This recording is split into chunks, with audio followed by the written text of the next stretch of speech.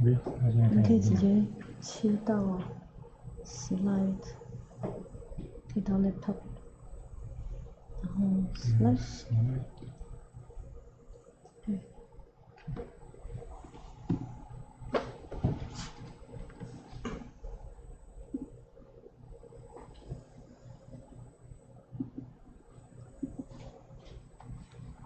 好。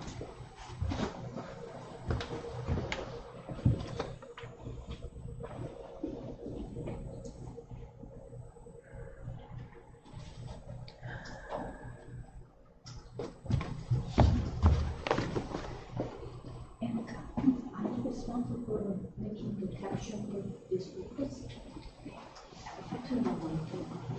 can use the way to trust me. And use the way not to put the caption.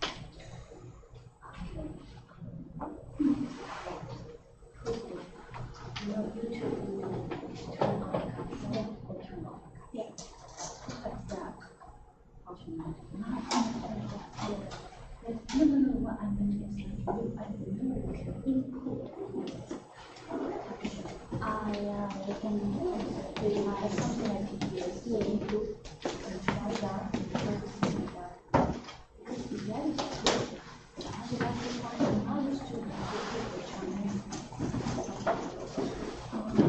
So then we can switch.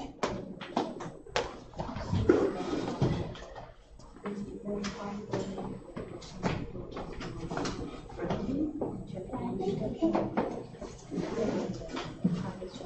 Because if you put the caption directly on the video, it's kind of really, and it's difficult to see.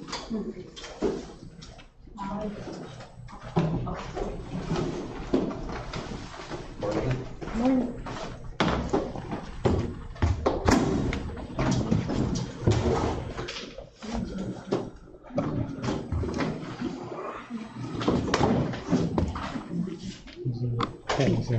这个，这是，谢谢。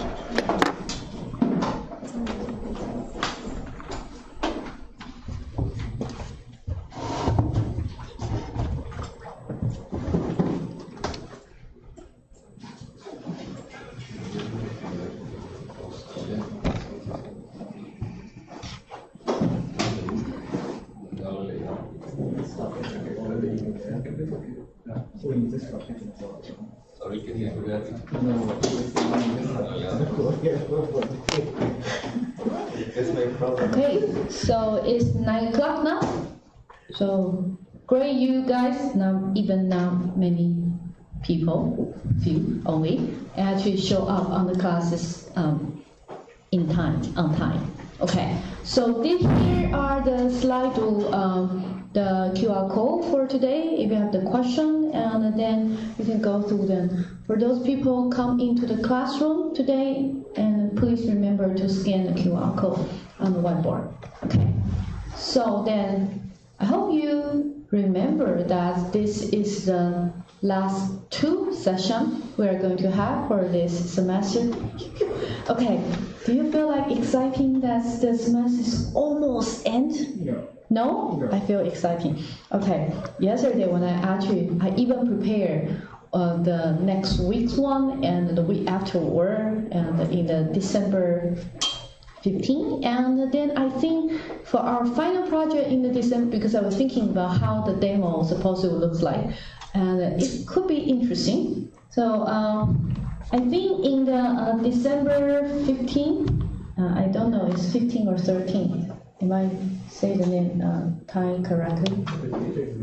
15?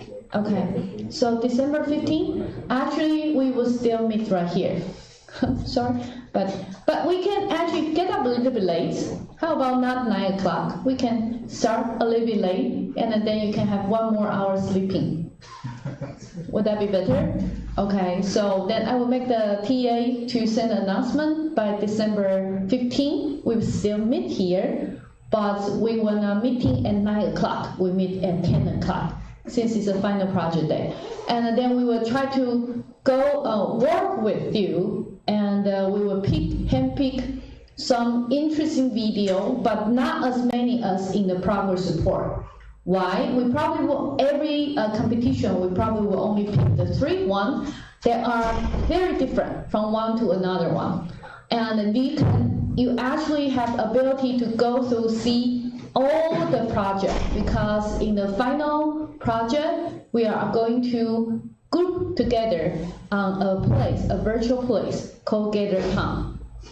Okay, so in the demo project day, right here, we just walk through certain Gather Town, and like every competition, we only walk through for like few, just like 2 or 3 projects, and then I will also give you some final remark. I always want to do one thing. I'm teaching for more than 20 years. I know in the NTU, there are some professors, they're always very famous. In the end of the session, they were going to somehow summarize everything of the classroom, and not only about the classroom, it's about the important classroom concept with a life attitude. I feel like that is interesting. So let me try to see if I can mimic and try to salute that idea. Okay, so that is a part about our final project. So in the final project day, we still meet, but that will be in 10 o'clock. So everyone can have 1 more hour sleeping. And for today, that is the last part for the classroom analysis. Actually, it's quite interesting. You will find out that most of the time, traditional data mining course, how we usually try to align for all this concept, the topic that we try to working on. We probably were starting from one session, like a data, introduction data that we did. And afterward, usually people will go to association rule. And then after that, they go to clustering. And then after that, they go to classification. And then after that, they go to some special topic. You will find out that our order are quite different from the conventional data mining. And why? Because we also team up with some competition. And then before, some of the final project we have is we did not attend the competition, so we can have our own path. But I feel like having a competition, one thing is good, is because you guys actually can see how you perform through the private leaderboard or public leaderboard. You know how you are going to perform. And then by sharing each one of the groups, so we handpick some good team right there, you will realize one very important concept, that is garbage in, garbage out. Right? Because you will find out certain group, they're doing so well, is because the way they try to process the data are different from you guys. If you just try to do the traditional data engineering, do something very common, and then you'll find out you're always stuck in certain place. But then if you do something extra, you have different strategy to working with that. That usually can improve your final project's leaderboard standing. And then why the association rule and the clustering in the conventional data mining courses are usually being placed in the beginning? Because those techniques actually has been invented earlier. Okay, so if we actually go through the timeline, we usually starting from earlier one and then go to the most needed one. But if we went through that, we are afraid you guys will suffer a lot in the final project. That is why we do certain arrangement. Okay, so clustering, last time we were already talking about the part 1, and I'm glad that in the 1 minute reflection, some student asking that, for example, there's one student saying, Professor, can you clarify the clustering technique more? I would appreciate about it. Yes, I would like to clarify, but I cannot repeat the 3-hour session, right? So if you have any concern, you need to let me know which part that you do not understand. So please remember one thing, that you shouldn't just ask people to repeat everything, because sometimes maybe you just need to clarify on like a 5 minutes part or like 2 minutes part, but you need to learn to explain which part stopped you, or you got stuck at which point. Okay, and so today you actually will find out that this is our online, again, we will go for some QA, and then we will revisit the hierarchy clustering. I went through the slide, the Google slide yesterday to check what you wrote. And then I'm sorry because I'm not so sure why sometimes I think I'm changing the link, but that did not reflect. Maybe I forgot to save or do some other part. And then I realized like many groups already work with it. Of course, some group probably working on the wrong file, we did not know. And then you will also find out that we list certain thing called optional. Okay, so in the optional one is I usually are not so sure how long I will able to cover. So if you find out, if I indicate what is called optional, then usually the slides are most complete. They are all, I cannot guarantee it's 100% complete, but it's at least like 99% complete. Unless they do having some picture that I don't own the copyright. Okay, so then I usually did not reflect to the parts that, so please ignore, I think I made the animation correct.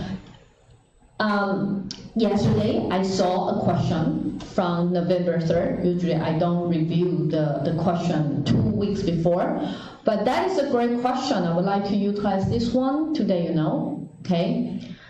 The student asking that they do not understand because in the LLM part we mentioned if you put a lot of junk into LLM and then afterward no matter how many clean data you input to refine that, they still remain damaged in some way. They still cannot perform as good as they did not see the junk data before. So it's more like it cannot recover. So then that is why we're thinking about that and thinking about one way to talk about story. Just my guess, this is my guess. You're putting a drop of the poison into a soup. Because LLM, you know, you have so many data, and after the data go into the LLM, and the effect of each part of them is like go to the tiny, each part of them go to all the weight. Okay, so it looks like you putting a drop of poison into the pot of soup. And then afterward, you know the soup become poison, right? Then you put so many good ingredients afterward, the soup's still poison. That is the reason why the LLM cannot be reversed. You can say that because putting so much water, so much ingredient, and you dilute the poisonous. But they still poison. Okay, I think that is it's an interesting one if you actually see that. But so I feel like it's interesting because no matter what you did, you took these courses or withdraw this course. Okay, everything you did, I believe, that is my belief, that leave some imprint, leave some trace in your life, even though that is unseen or like almost cannot be recognized. But that no matter what, everything come afterward, what you did leave an imprint. So the interesting part for the LLM, what we try to talking about is we take that as a lesson. So in every imprint, I believe it can become a lesson. You can make that as a guide. You make something wrong, don't try to say, oh, I regret about that, and then try to get away from it and try to avoid it. No, make them to become your compass. Then one day, you're grateful for every mark, no matter they are positive or negative. I think that's interesting, so that's why I want to say about it. And also, one more thing is LLM, the good part of the LLM is we remember every parameter value from some hard disk. So even though we say it cannot be revert, but you can directly reset the parameter setting. Our life did not. We don't have a parameter, a set of parameter, and say, oh, everything I do that, I regret, and then can you help me to erase and resetting my thing? No way. So they're just thinking about make those everything you did as a compass. Okay. So this is a question from the 2024. I think it's a good question. They say because last time this part, the elbow technique that we did not talking about, so maybe later, I think we will mention about that a little bit later. And then they say, but if the clustering results are not satisfied, what might be the next step? Okay, first, check your result first. And most of the time, you will find out the things are not good. Usually, it's because you did not pre-processing well, or you do not choosing the correct technique that you try to working on. There's two major reasons because of that. And in this question, there's one thing we're talking about the elbow technique, and then I did not mention last time. So what it meant? We say K-mean. K is important, right? And but then the problem is I don't know how many things I need to set up for the K. So what can I do with it? Usually, in reality, we try different K. So, right here, give you some example. We might try, this is K, okay? We try K equal to 5. We can try K equal to 20. We can try K equal to 100. And then we can continue trying many different things and see how the result looks like. And then how we can measure them. Assume this one is sum of square arrow. So that is arrow. You know usually what it looks like. If you increase the K, sum of square arrow will, then try on that. They will go up or they will go down. If I increase the K, sum of the square arrow will go up or down. You think it's up? Raise your hand. You think it's down? Raise your hand. Great. So why down? Because if the K is increased, the element inside every cluster actually becomes smaller, right? So of course they will get closer to the mean. So you will know the trend is look like this. Okay? I mean, if in the end, so assume you have 100 points. If you go to the K, you will know that sum of square arrow will be 0. Right? Because every point is itself mean. So that will become 0. So far so good?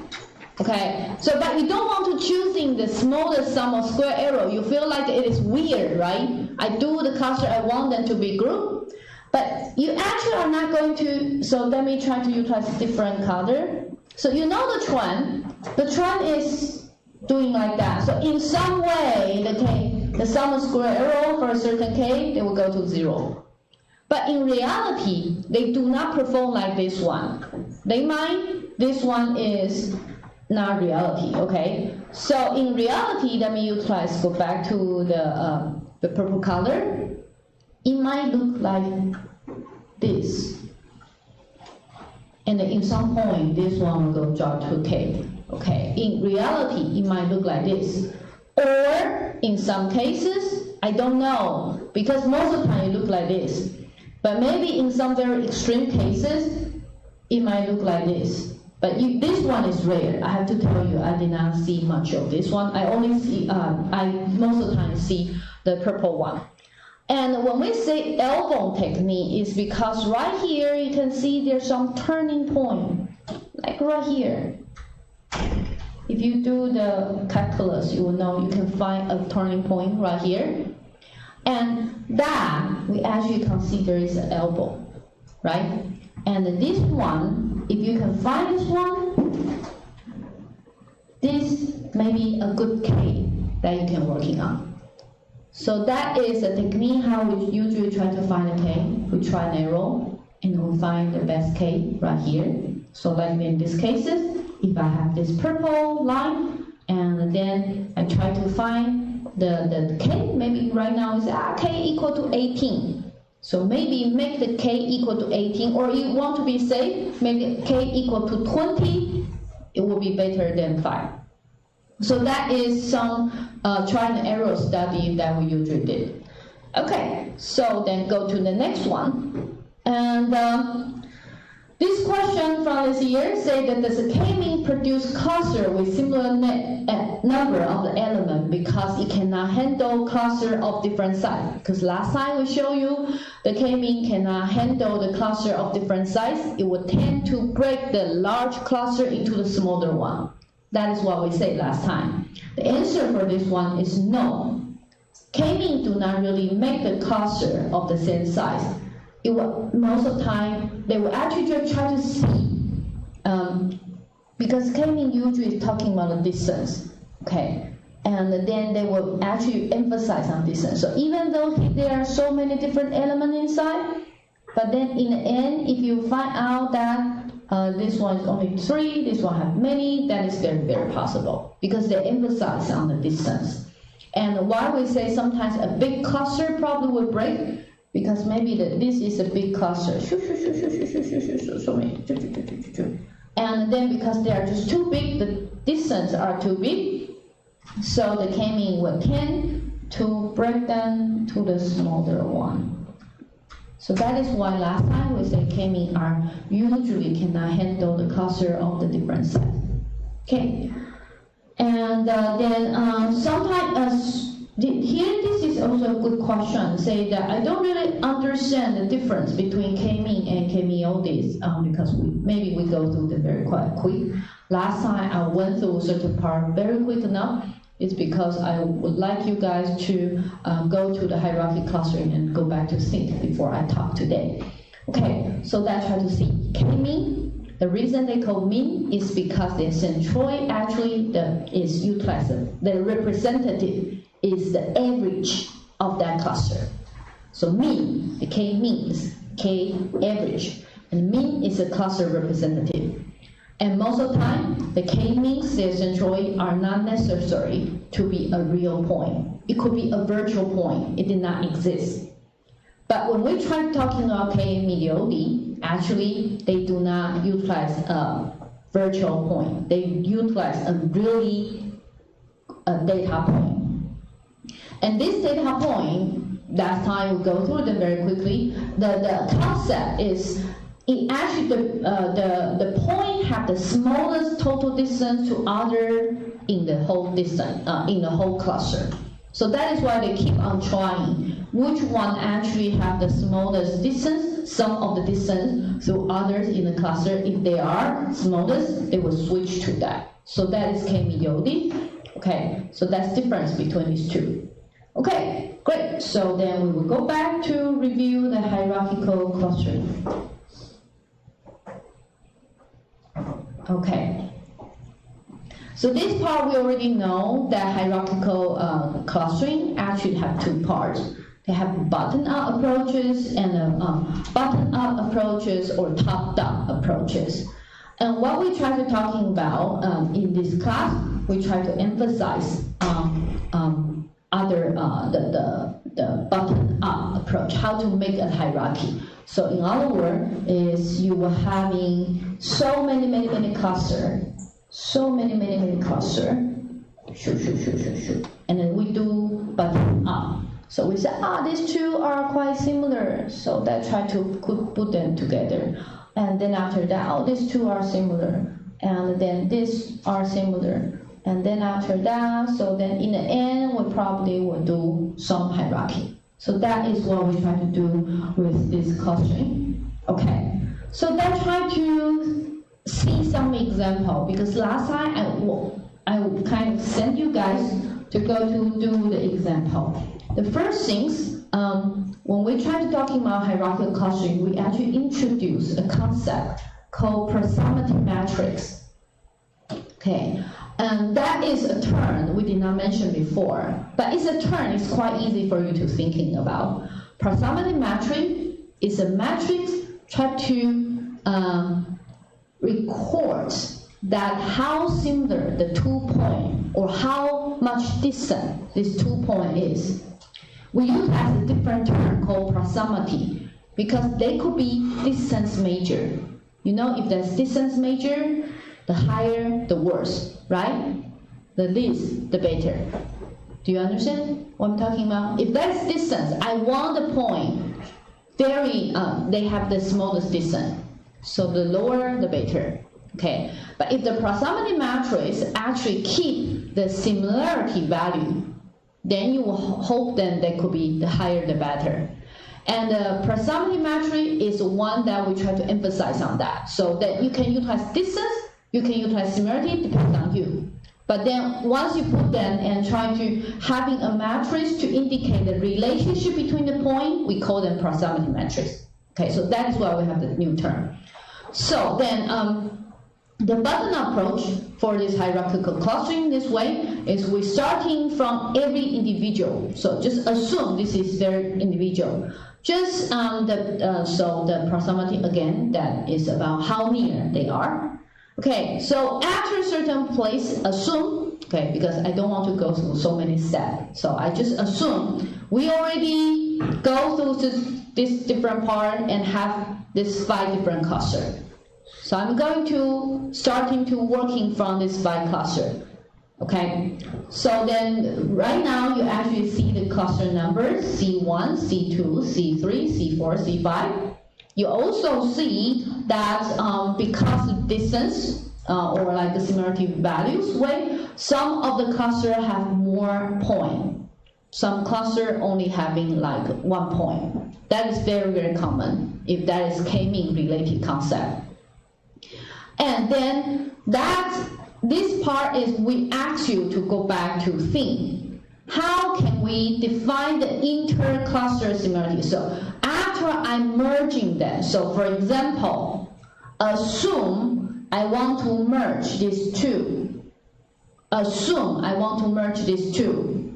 So then you will find out C3, C4 will actually be merged. C3, C4 be merged. And afterward, like right now, let's try to see this one, C2. C2, actually the distance from the C2 to C3 actually is 19. From C2 to C4 is 16. Okay, so when we say how we define the inter-cluster similarity is we have 19 and we have 16. Okay, which one will be the one to be used for the updated proximity matrix?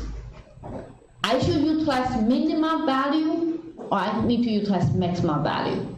Or I actually try to do the group average. I can have so many different ways to working with that. But in the class, because of time, I only want to study the mean and the max because they are totally opposite. Okay, so then I try to give you some example. So assume this is a mean. The same cases today, I actually will merging between C3 and C4. Do you know why? Because C3 to C4 is 8. C4 to C3 is 8.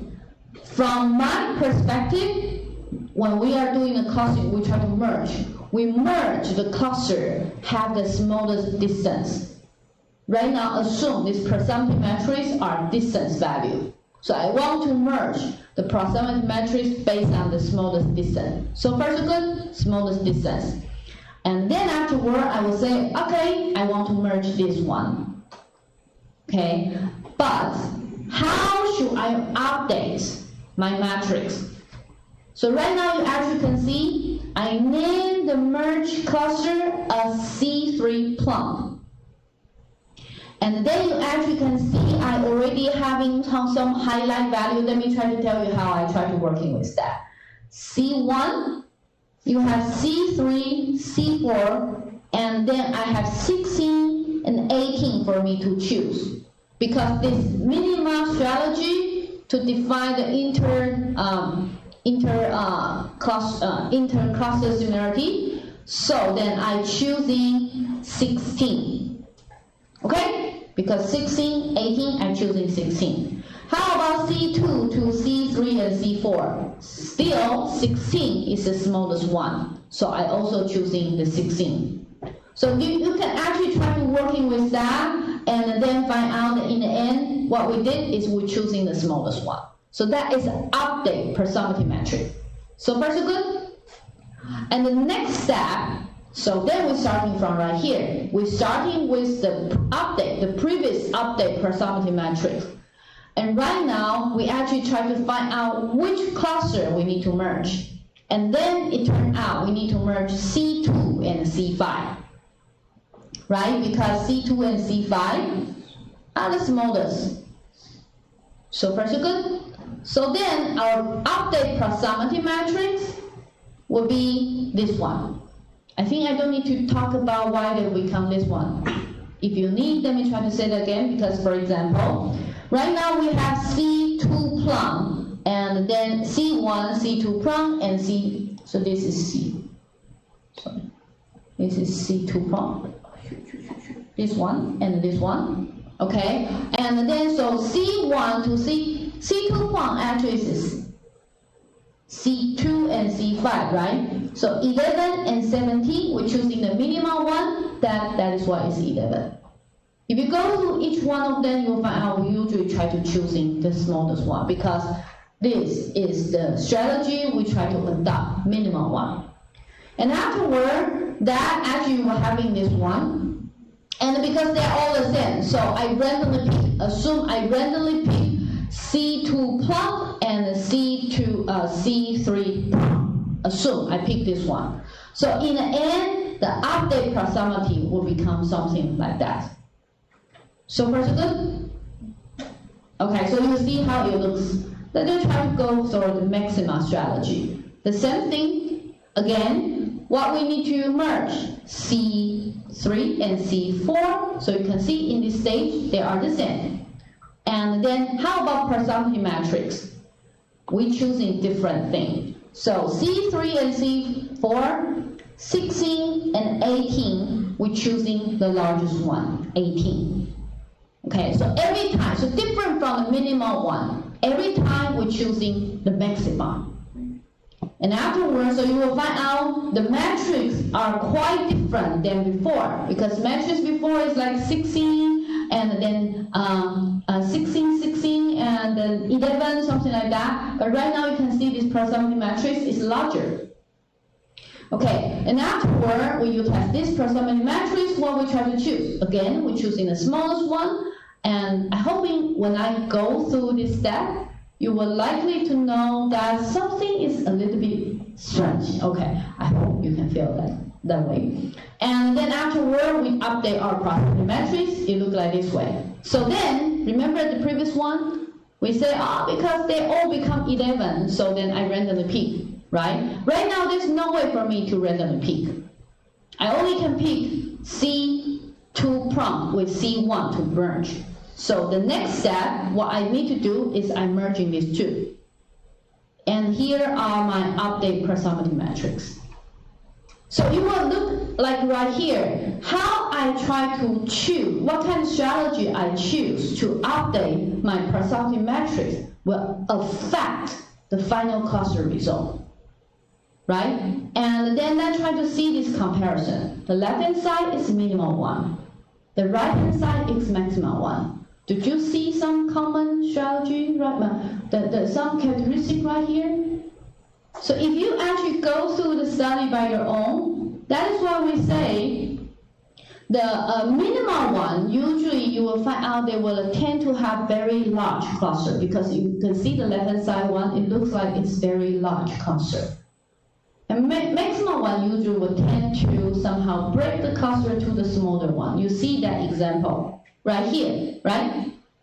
And then let's try to see. Here is another example that's provided by our textbook. They try to show you the minimum, maximum, group average, and see what's going on. So at the very beginning, these two are merged.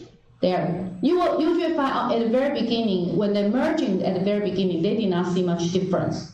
Okay? And then after that, this is a second, still the same. At the very beginning, they're almost the same.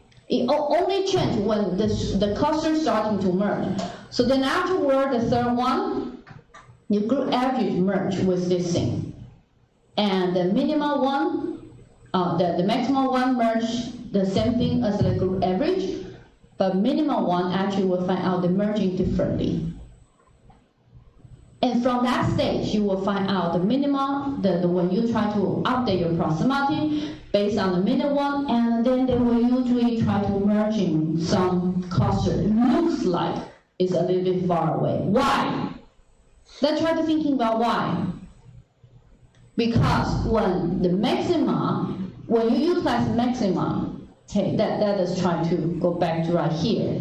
Why the maxima one actually merging these two? Because these two clusters, they will consider that is their distance. Okay, and then these two clusters, they will consider this is a distance. They utilize maximum one, but in the minimum one, how they will look like, that is their distance. Okay, and here are the distance, here are the distance. So in the end, it will feel like these two are quite similar.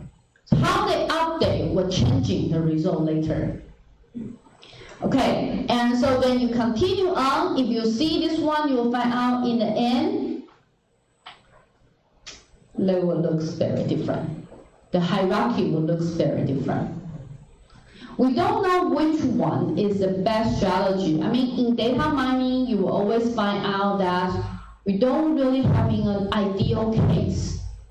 We usually ask you guys to reason, because sometimes maybe in certain common standard, it looks like A, but if you can reason then, talking about why or what kind of pre-processing way you're going to do, and what kind of characteristic you want to emphasize, if they make sense, we will accept that too.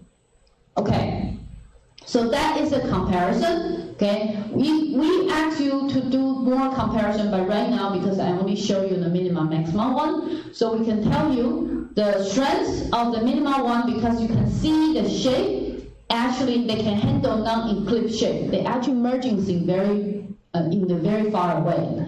But the limitation is they are sensitive to the noise and outlier. Why they are more sensitive to noise and outlier?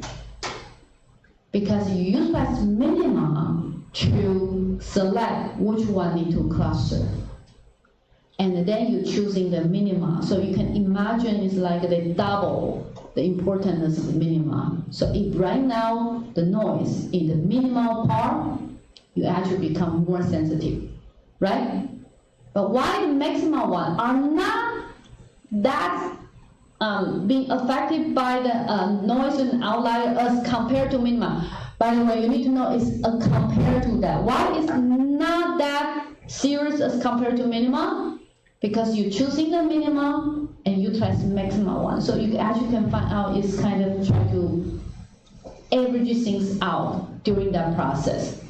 If you're thinking about that, why the noise and outlier actually will make an impact if every time you utilize sense strategy, and it will be likely to pulling through you to the very extreme case.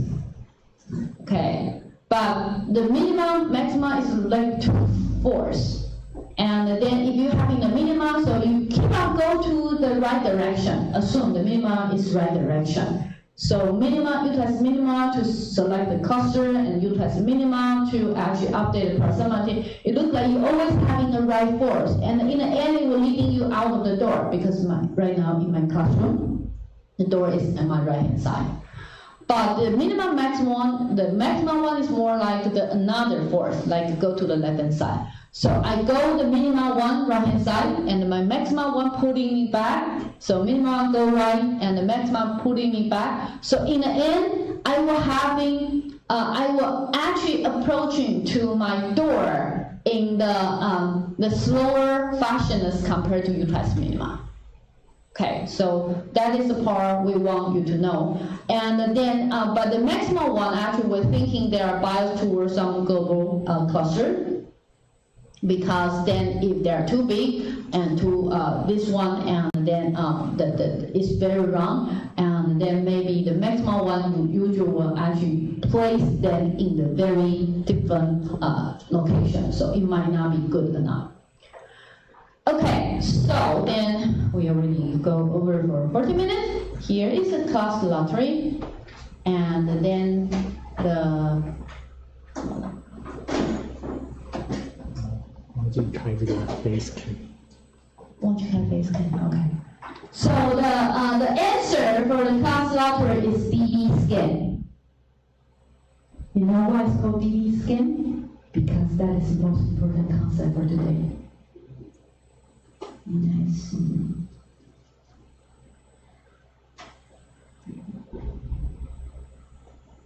应该是这台的 camera 没有被取代，以前都是 laptop。哦。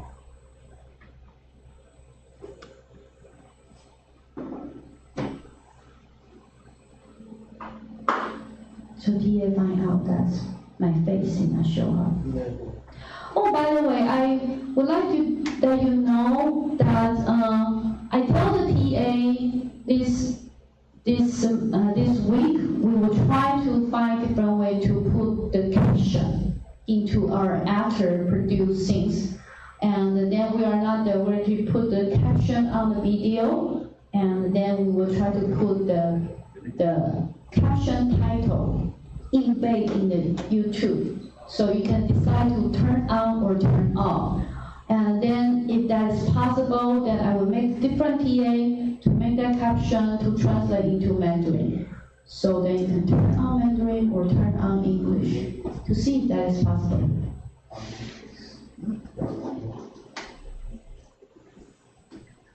I'm sorry, I did not think about that strategy before. I just thought about that last week. 还是开不起来的，开起来了，所以好了吗？有没有？没有，就是 laptop 对，可以。So if you are in class, remember to go to the whiteboard to take a shot on that.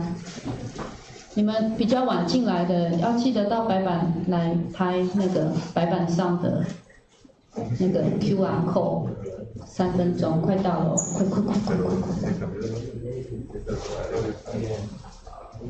！OK， 你可以走近一点，反正没有人看得到你。我看得到啦，线上的人看不到。Sorry, I'm talking to him, saying no one can actually see you. Can actually go nearby. Okay, so we are going to go to the concept called density-based clustering. Okay, I think that is the most important concept for today.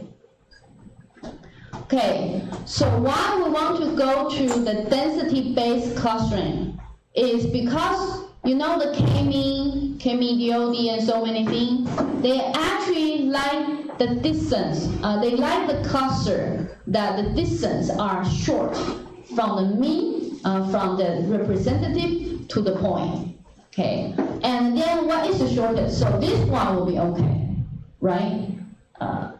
Because then for every point,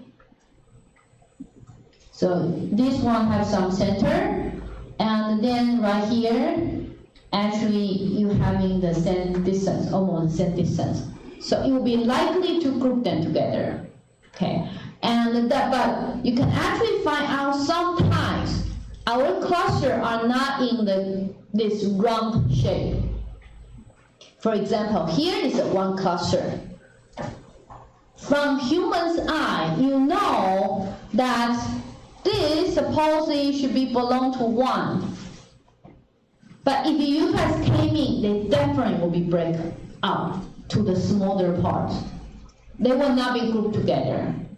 So the researcher tried so many ways to thinking about how I actually would be able to connect between them. So the clustering mechanism actually try to handle that kind of shape. It's called density-based cluster.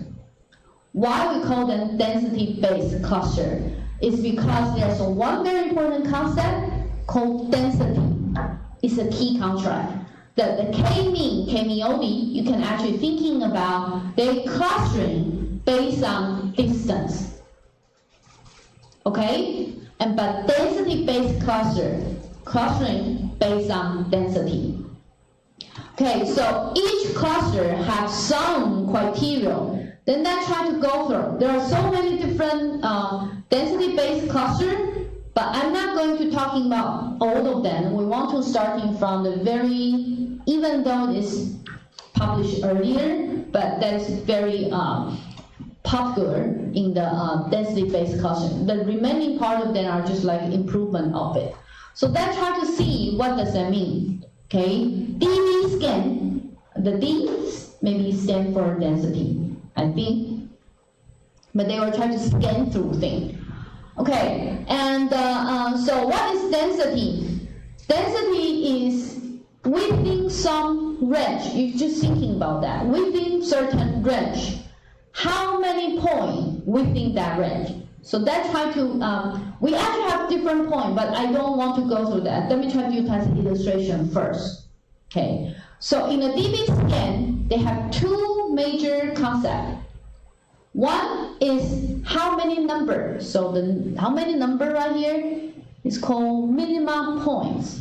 So assuming right now I say within certain range, you need to have at least 4 points to satisfy that density. So the 4 right now minimum point is like the number of the point right here. So what is EPS? EPS you can imagine, so for example, is a radius from the point to certain border. So for example, right now, you can actually see this EPS right now. I have some radius, right?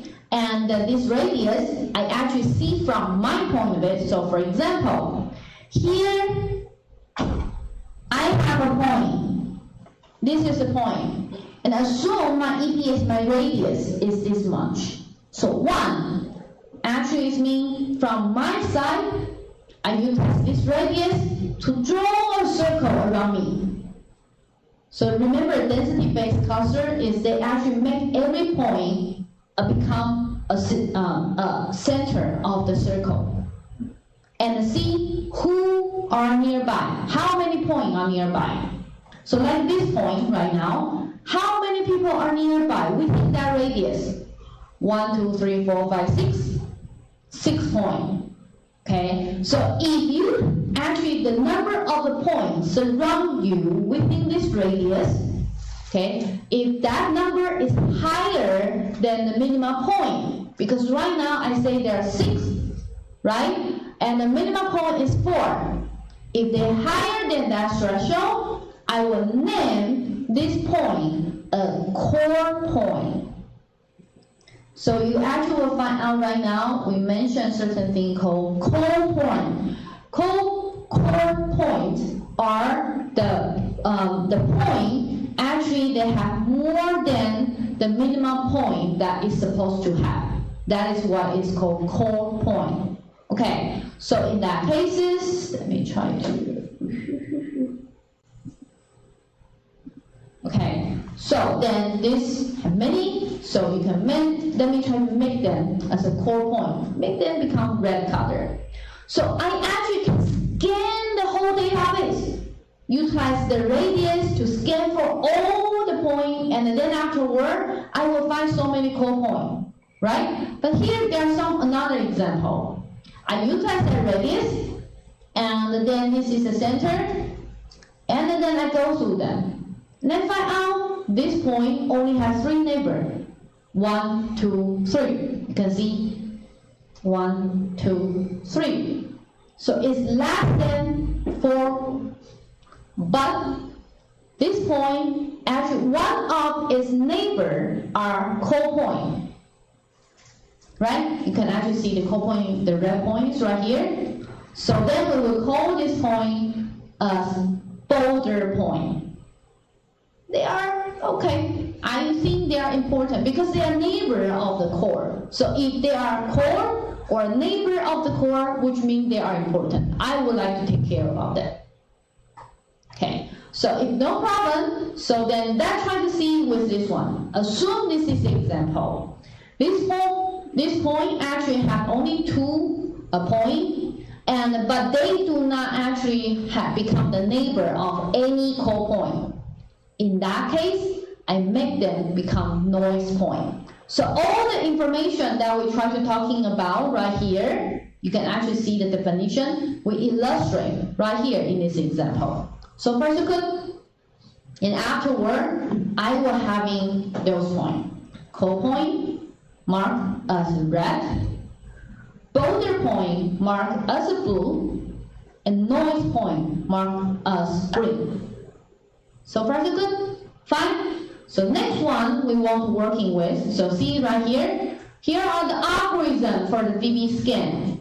The DB scan actually will say, let me try to go through them. First, they will eliminate the noise point. I call them noise, which means I don't want to care about that. So that's first thing. The second thing, you will find out there's a for loop. For loop right here. That is a for loop. And loop about what? Loop about all the core point. Okay? The remaining part, I don't want to read right here because you got sleepy. So let me try to pass illustration to go through. First, we eliminate all the noise point. Right? Then afterward, we go for every core point one by one, assuming the first core point I select is this one. This is my first point. And then there's no any other core points being visited. So then right now, I give a name to this core point. Let me try to name them as cluster 1. So then I name it as this core point as cluster 1. All the neighbor of this core point will get the same name, cluster 1. So far so good? Okay, so remember that illustration, because if you go back to the algorithm, they just spit what it meant. And afterward, we've done with this one, right? Because all the core point, what he know is about the neighbor. So all my neighbor belong to me. Hey, you guys actually, I give you the same flag. And afterward, I'm moving to the next core point. So remember, the for loop is go for the core point, right? So I loop to the next core point. So assume this is the next core point I try to go through. And because my core point already got a flag called cluster 1. So what I did is I utilized the same flag to attach to my neighbor. So you can imagine it's more like a virus, don't you feel? The core point actually have a virus, and then make all the neighbor actually get poisoned or get sick because of that. And then the same virus actually will be propagate to other clusters. So then the next core point actually say right now, because one of my neighbor are not being contagious, not being get this virus yet, so let me try to make them as a neighbor 1. So I go through them one by one, and then afterward, assuming I go to the next core point. And so all the core point I already visit. And then next one, I go to this core point. And then you find out this core point got no any virus at all. I mean, they do not having any tag. So then right now, I start one thing new. So I name myself as cluster 2. So far so good? So you can imagine what I did is I go for every core point. If the core point do not having a label, I print a mark right here. Then I propagate the mark to all my neighbor and go to the next one and go to the next one. So then afterward, you will find out all the neighbor actually is marked as a 2.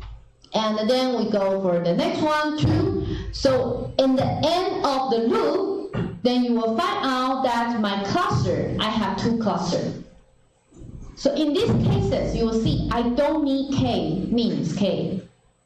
Because I just go for every core point, and in the end, when the thing's being done, you will know how many clusters you have.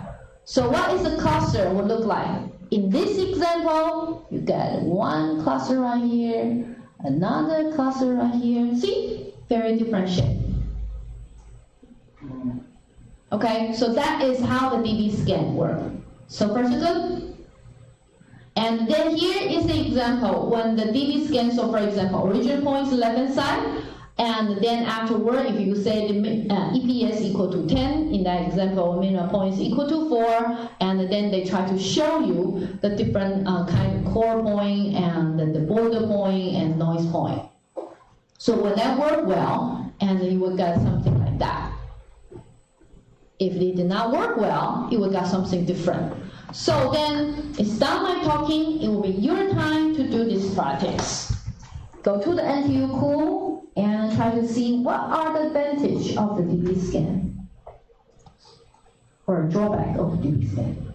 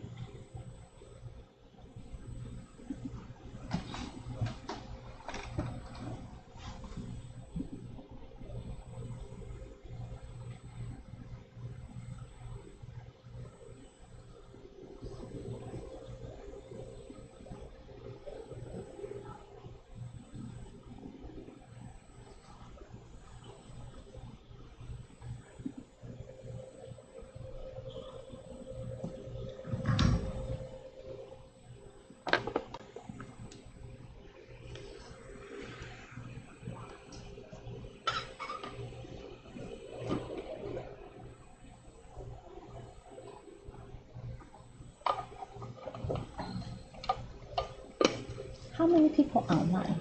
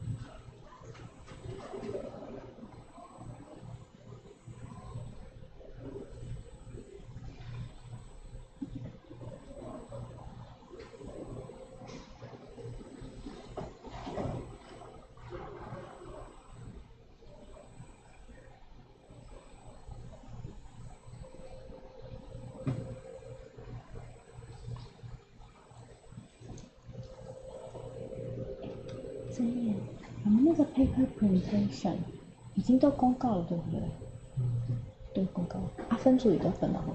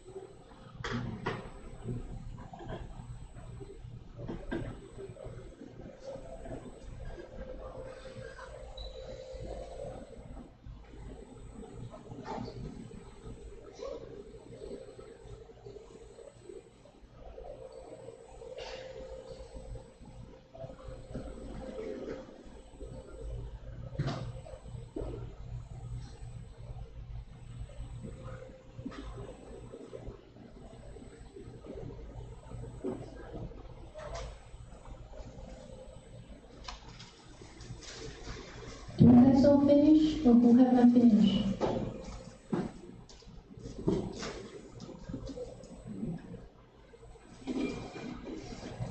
Okay. 测试都完成了是不是 Who haven't finished? You all finished, right? Okay, because TA tell me there are 45 people online, and then count we have around 20 people. Okay, so you know the ratio. Okay, so let's see what is the primary principle behind the DB scan clustering. Okay, and there are some answers usually they are not right. So for example, DB scan do not really relate to centroid. No, it's related to density. So cluster depend on distance between the farthest point. No, that is not. So the first two, actually they are not. You need to know what is the important keyword. And then the third one also is not, because it's not based on a hierarchical relationship. If you actually make this one wrong, I don't know what happened. Probably it's because you did not really listen to me, I think. Or actually you don't care, so just click, click, click, click, click, done. Okay, so if you are the later one, you say because I don't care, it did not count, then it's fine. But then if you are the one who really pay attention to it, you need to know why those answers are not that accurate. So the clusters are created by detecting the region of the dense data point. You will find out they're having the keyword called dense. Okay, which one of the following, let me try to refresh again to see if there's, okay. So then, don't know why those people, okay, fine. So which of the following are characteristic of the DB scan? Characteristic of DB scan, because it's a multiple select question. First, it required a number of the cluster to be specified in advance. No, it did not. Only K-mean only need that. DB scan do not need this one, so it is not. You can identify the cluster of arbitrary shape. That is correct. You can see that the different shape we can do. It is not influenced by the order of the data point. Yes, it did not. You can actually see the cluster is actually, some people might say, no, I think it will influence because we go to the different core point one by one. But you can imagine, unless you only emphasize on what? On the, if you so pay attention to the cluster number, so the order of the data point, how I try to scan through them, and they will only affect the cluster number. Because right now, sometimes you go from the right-hand side, and then the right-hand side actually have the cluster 1, and then go to the left-hand side 1, they become cluster 5. But if you're starting from the left-hand side 1, the cluster actually is 1, and then go to the right-hand side was 5. So only difference is only the cluster number. But in clustering mechanism, we don't care about the cluster number. So that's why we say it's not influenced by order of the data point. Okay, so if you get confused right here, let me try to clarify them for you. Okay, so the last part, it can effectively handle data set with cluster or varying density. It's wrong, because you can imagine, right now we're only talking about one type of a density. Within this radius, how many points right here? So it's only one matrix. Okay, if you actually changing the different number of the point or the region, you will find out you get totally different result.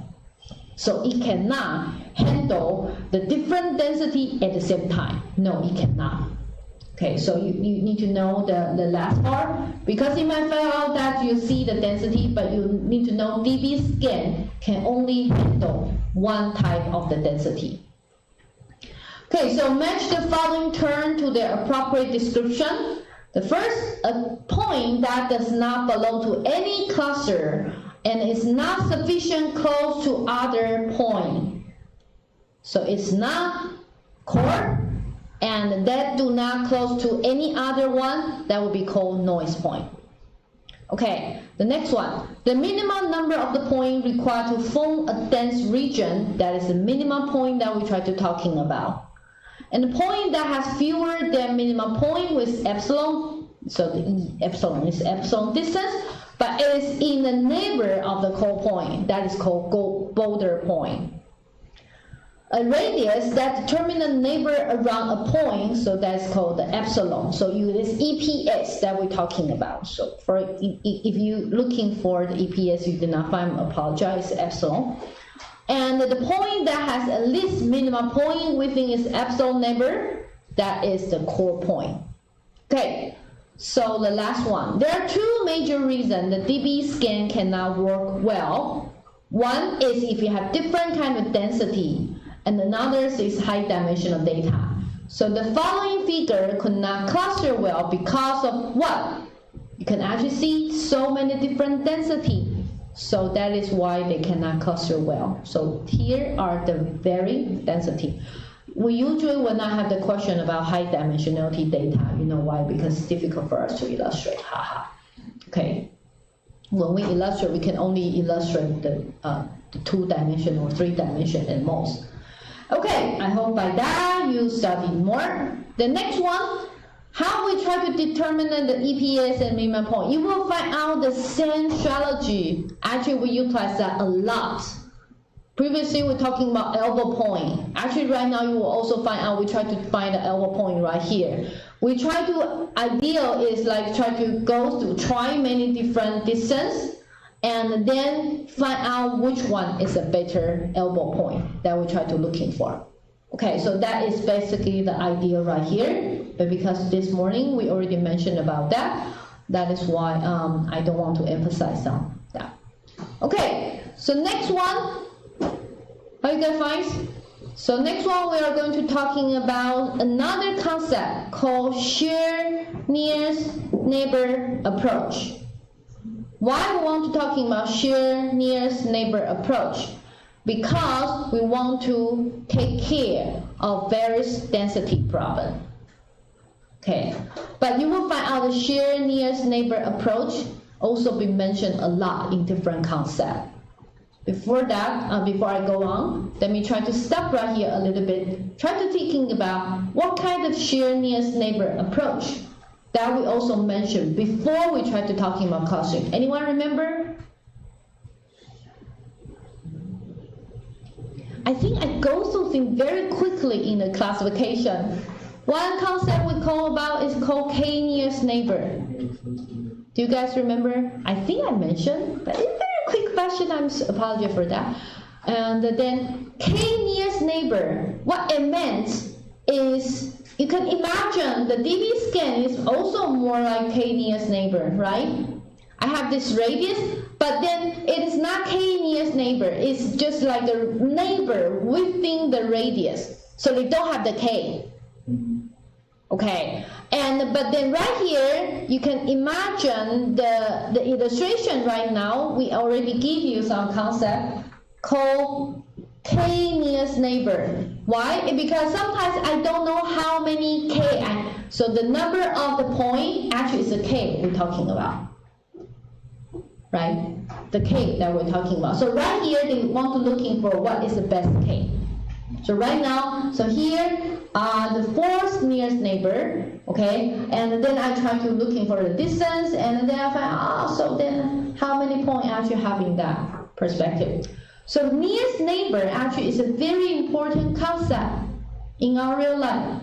There's one study, I forgot, not forgot, I intentionally not to reveal that because it's not directly related to this course. It's related to other data mining course. There's one, I did not have in my slide, so I can only say in a story way. Okay, there's one medical research. They try to study 20 or 30 years. I remember, Sergey, you probably know, we mentioned that in the social network thing.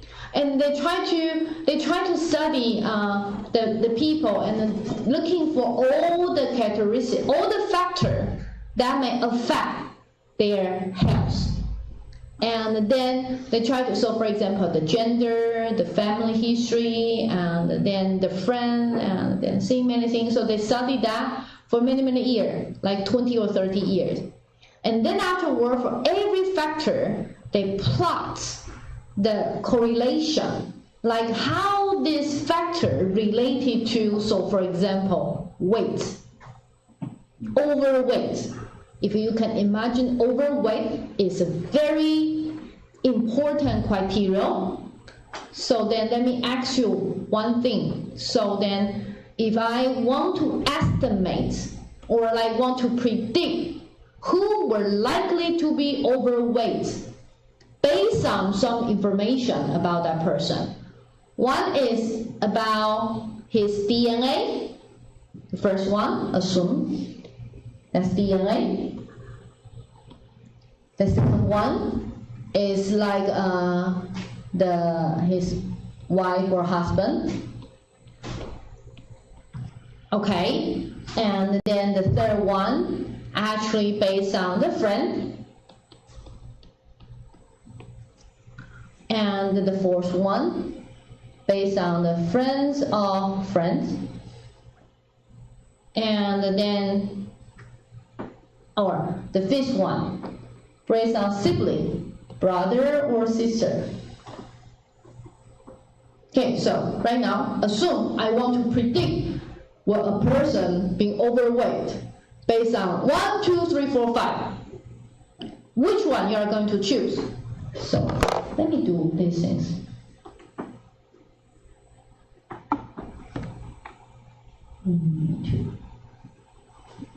Go to slide 2.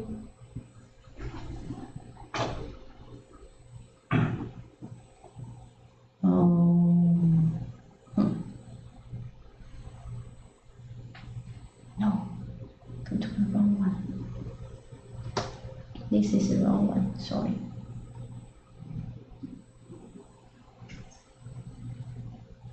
Sorry, we can go to the wrong one. 那个是上次的，没关系，没关系，没关系。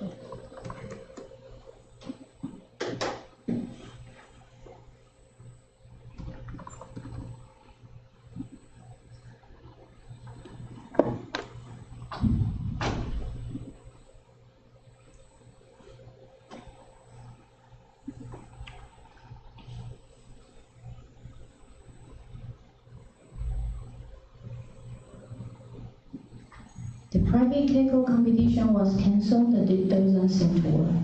I don't know. I will make the TA to check. I don't know which private Keiko competition you're talking about. What? Oh, Lab 2. So is Lab 2 cancelled? I will ask the TA to extend the time. Some people probably were late for the homework, so they're adding. So let me try to add in a question, multiple question right here.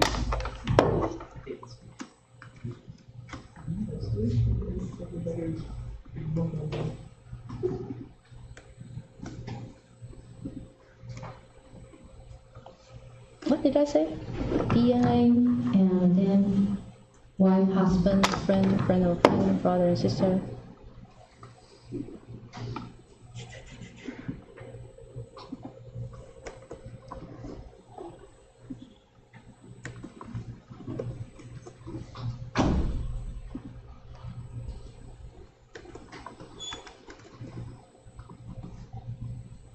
One less is what?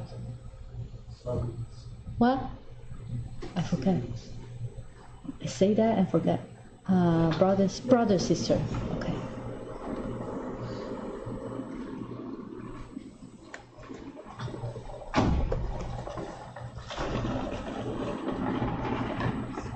Okay, I start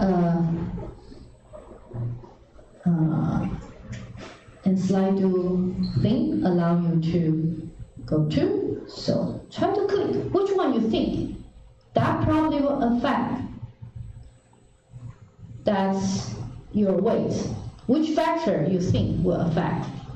DNA, friend, husband and wife, friend, brother and sister, friend of friend. Let's see how many people try to vote. It's a very interesting study. When I see the study, I'm just like, ha, ha, ha. So fun. But you need to know, I'm talking about this one because we're talking about nearest neighbor, right?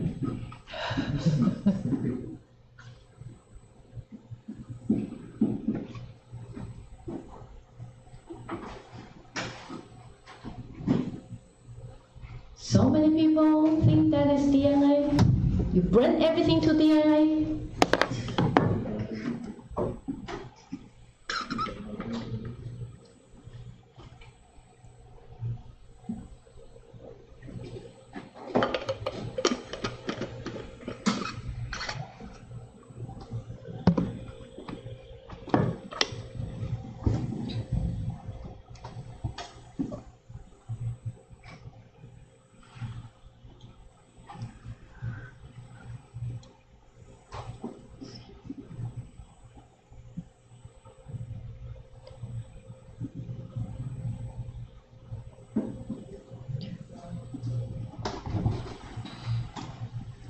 Okay, so there we have 52 people try to do the NTU Cool quiz. So let me try to wait. I guess most people already vote. Okay, and then clearly right now that the people actually the top 3 factor you think actually play a most important part will be the DNA about the friend, about wife and husband, and about like the friend of friend actually is this, and no one blame the brother and sister. Good. So it looks like you guys know that the brother and sister actually, oh, some people, after I say that no one blame the brother and sister, and they did. Okay, how do I do full screen? Right here. That is the answer that you vote. Interesting thing actually is in that study, they try to correlate the different factor with the overweight thing. And the highest factor, so the one have the highest correlation is a friend of the friend. Ha ha ha! You got shocked, right? I got shocked too. Okay, and then after that, I was thinking about that. I said, oh, it makes sense. Why? Because if your friends of one are very heavy, your friends of a friend are very heavy, you are likely to be very heavy too. Because they are talking about the living pattern. So flock or bird, you usually will try to eating with the same people, I guess. So you can imagine that is in that study. They say, okay, if you can actually estimate another person's eating pattern by his friends or friend, because if the friend actually is quite correlate quite a lot, but then the friend of friend actually have highest boost, and it's DNA actually affect a little bit, but not as important as a friend of friend. Okay, so friend of friend means that you having the same eating pattern. In the study, that's what they say. Okay, and then the reason we try to mention about that is because you can see that in our DB scan, when we try to do the core point, and then we try to have another core point, and then the border point between the core point to another core point is more like friend of friend. Okay, actually, the core point is the friend of the border point of the friend for that core point. So somehow it actually is really related. So the neighbor actually is quite related. And then in our nearest neighbor, so for example, in the online recommendation system, they also utilize the friend. But when they're talking about friend, it's not really real friend. It's about the people are likely to having the same similar interests you have. Okay, if you are having the similar interests, you are likely to purchase the same thing together. So that is the concept of the nearest neighbor. Okay, so I'm glad that you guys try to working these things with me. Thank you. And then for the people who have a question about the private Kaggle competition, I think we do not cancel. Probably just the time was up, and I will ask the TA to open up the Kaggle competition time. Okay. I remember last year they tell me they have a certain issue about that. So if you are late, they might need to give you the different link based on my last year's experience. Okay, so right now we already mentioned that the neighbor actually is quite important because how much you share actually will strengthen the understanding about the concept. In that cases, share nearest neighbor approach would like to construct a graph called share nearest neighbor graph. So in that graph, their weights between one point to another point is not just based on their distance. It's based on how many shared neighbors they have. So for example, you can see in this illustration, I and J are actually linked right now.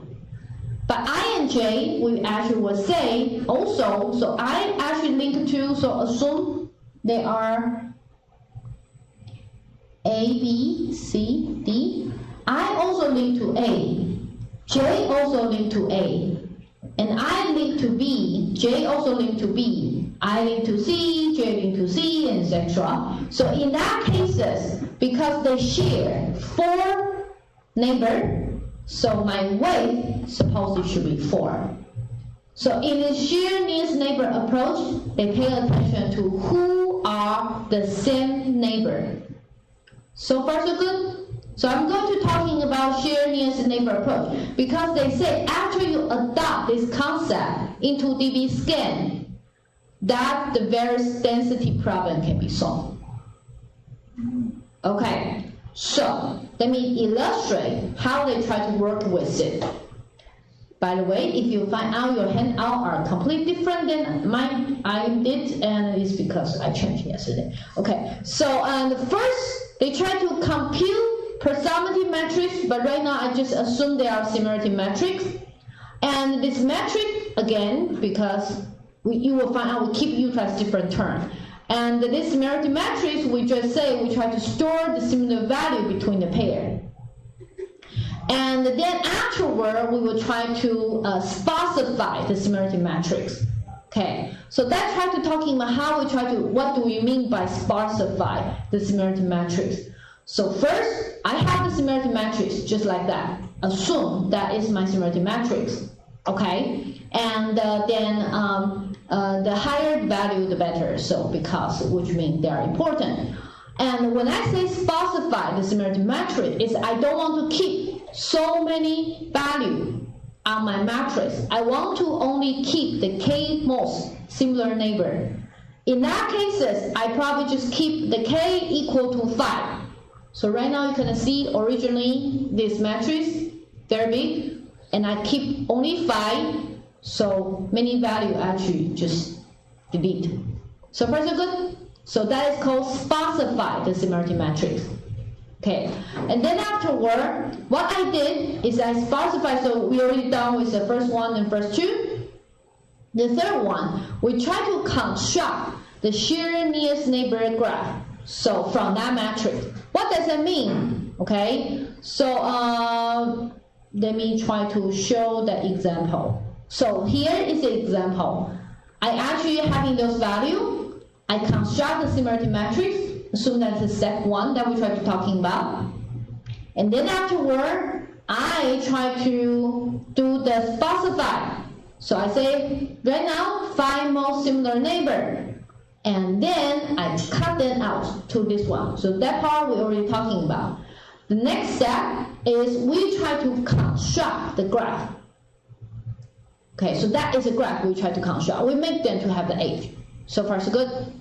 Okay, and after they have the age, I will know that who are the corresponding neighbor and then given the weight. So that is the tricky part I would like to talking about. So for example, right now, 1 and 2, I want to know the weights on the graph. So what should I do? I try to see how many neighbor I have, common neighbor, shared neighbor I have. So you can actually see the point 1 and point 2, they have 1, they are similar neighbor, right? Because if you have the value, which means they are similar. So 1, 2, 3, right? Because the remaining of them are not the common neighbor, because like 1 have 5 as a neighbor, but 2 do not have 5. And 2 have 7 as a neighbor, but then it is not on this one. So then you can find out the common neighbor I have is only 3. So in that cases, I place 3 right here in my weight. So step 4 is try to place the weight. So far so good? Fine? Are you guys, do I need to go to the illustration again? Yes. Okay, so this part so far so good, this one is fine? Okay, because we have the matrix and only keep the 5 for every element. And then after that, based on every 5 right here, I can construct a graph. So far so good? So how the graph we construct? For example, 1 linked to 2, 1 linked to 3, 1 linked to 4, 1 linked to 5, 1 linked to 6, something like that. So you see the value on the similarity matrix. I place a weight. So first good, and then afterward, my graph actually need to have my age, because right now, right here, so you can see there are so many age on that graph, and I need to place weight. Okay, so the weight is not 111. The weight is about how many shared neighbor between these 2 points. Understand the thing I'm talking about? I want to have a weight. Weight are how many shared neighbor I have. So in that example, that's trying to see 1 and 2. By the way, we need to do the same thing for all the weight. I just don't want to go for so many age right here. Just try to give you an example. Assume I want to find the weights between 1 and 2. What is the weight for 1 and 2? You actually pay attention to this row. Right? Because that is about who are the neighbor of 1, and who are neighbor of the 2. So far so good? And then afterward, I see how many points actually are the neighbor of 1 and the neighbor of the 2 together at the same time. So that is why I have 3 circles. 1 have 3 as a neighbor, 2 also have 3 as a neighbor. Okay, so that's 1. 1 has 4 as a neighbor, 2 also have 4 as a neighbor. That's another 1. Okay, and then after that, 5 do not, because you do not see the 5 in the 2, but 6 have that in 1, 6 also a neighbor of the 2, so then 3. So because then after that, we go to 1, 2, 3, 4, 5, 6, 7, and we find out 3, so then I will have 3 as a weight for 1 to 2. We can do the same thing for 2 to 3. We can do the same thing for 2 to 3. So for example, 2 and 3 right here, let's try to pay attention. 2 and 3. 2 and 3 have a neighbor called 1. 2 and 3 have the common neighbor called 4. 2 and 3 have the common neighbor called 6. Then we have that 3. We can do the same thing over and over for the whole entire graph. So far so good? Okay, so if that is clear, then let's try to go to check this one. So that is what we did. So we do 1, 2, 3, 4, right? We actually find the density. So right here, we try to say how many neighbor that we have.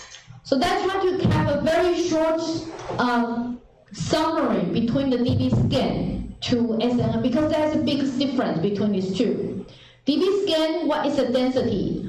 Density is like how many points given around the given point within the specified radius. Okay, SNN changing the density. Okay, changing the density by how many nearest neighbor around me, k nearest neighbor. So you actually can see 5, something like that. And then we want to show you the weight right here, because it's a very easy way to talking about, try to calculate. So you can, they have 2 different versions are being seen. The first one that we did not talking about, this one is a version that we calculate. The second one. The second one is the one we try to calculate. It goes easier. We try to talking about the number of points within that radius, within that k, and then we actually say that is 3 or 4. So that is the weight that we're talking about.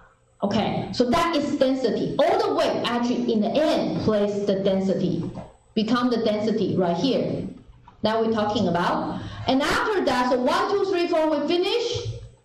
Then how about 5, 6, 7, 8? They say actually 5, 6, 7, 8 are just dB scan. Once you're changing the densities definition, you continue to utilize dB scan to find the core point and then try to form the cluster based on the core point and discard all the points, something like that. So that is done with the SNN. Okay, so how about you thinking for a while and that's have our class lottery, and after you finish that, we can have our break. Again, the answer is dB scan.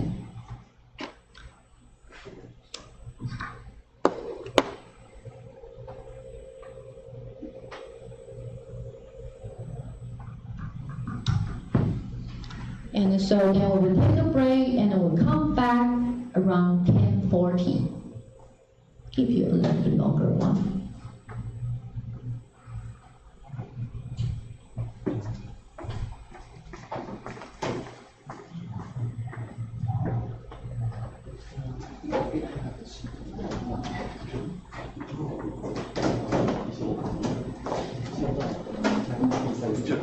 The student said the deadline for competition is original November 26. Let me try to check with the TA, okay? And then we will try to make sure. Now that you have the SLM, so the similarity would be the edge, the new edge. Yes. That is the density of the edge. So you can actually see what is the edge right here and then try to place who are the nearby, you based on the weight. Yes. QR code. Yes. I have a question with the example you give with the shared newspaper. Yes. If you look at 等一下 wait a little bit, and make people to do that because I need these things.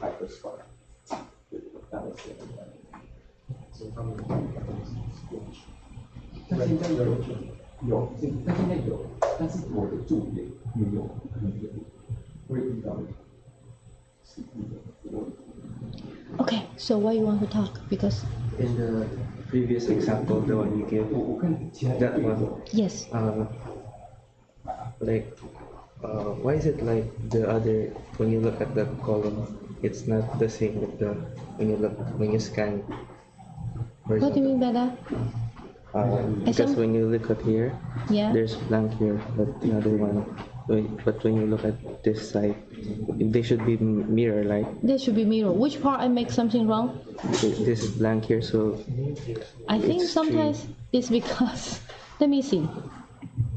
I may make some mistake.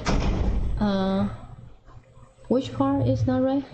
like 65533, 65533, 6 because in 4454, 644. Oh, that 3 is supposed to should be eliminated. You're right.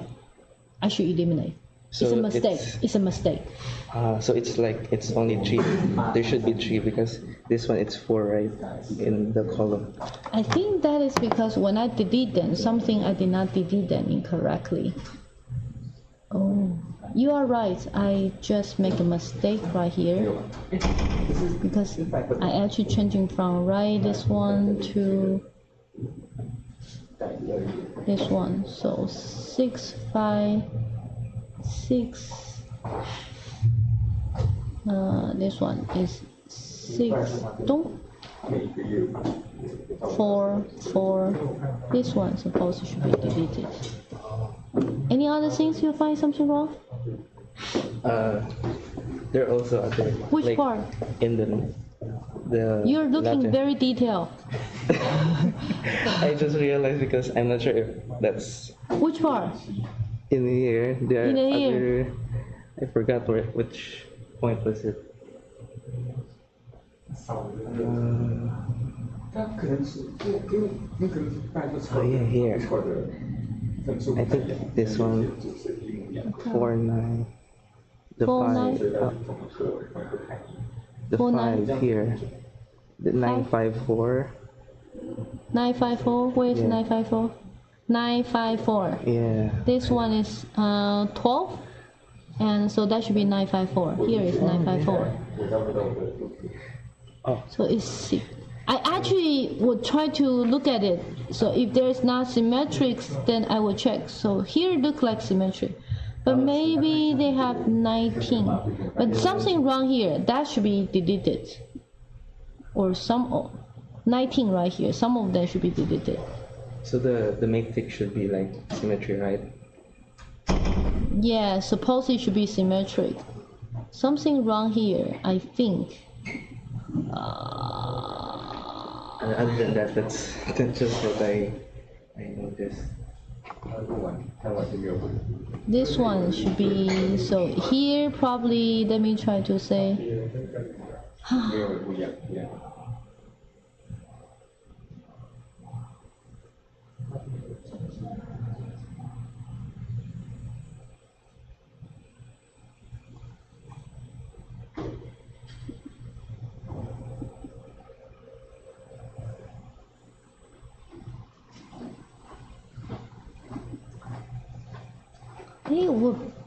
It probably would be difficult to keep symmetric. Yeah. So then they are almost symmetric at the first version. They were almost symmetric at the first version. But when they go to this version, because they need to specify, keep the K neighbor, right? So then, for example, from the 4 right here, the K nearest neighbor are 1, 2, 3, 5, and 19. But then for 19, actually, they already having this one, so they were not going to having it. They probably will only pick one, like for example, 4. They probably were only having something like that. So they were, in some cases, they are not that symmetric. Also, it's normal for also to have a matrix that's not. No, it's because it's called specified matrix. So after it's specified, they were not symmetric as before. And thank you for you to bring it up. So in the original symmetric matrix, they are symmetric. But after specified, they are not necessary to be symmetric. So that's why you got confused. Yeah. Very good. I So did not for- know that I actually make that mistake. So for the example of 1 and 2, so because it's 3 of them, they're similar, right? Yes. So for the column, there should also be 3 again as well. Most of time. Yes. Thank you, Professor. Okay, but I did not check. I mean, thank you for clarifying. I will go back to change my slide.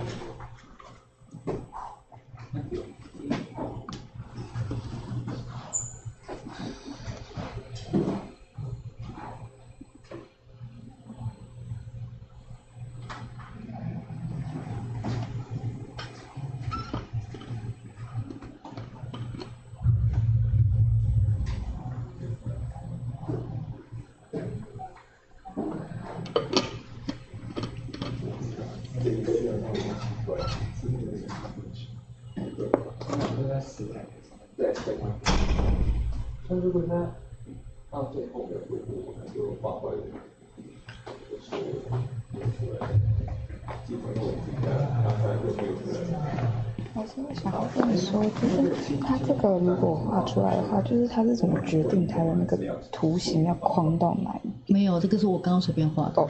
昨天我刚没有，我是刚刚随便画的。就是我只是把它框起来。我以为它 cluster 完，就是假如之后有新的东西进来，它就可以直接 fit 在里面。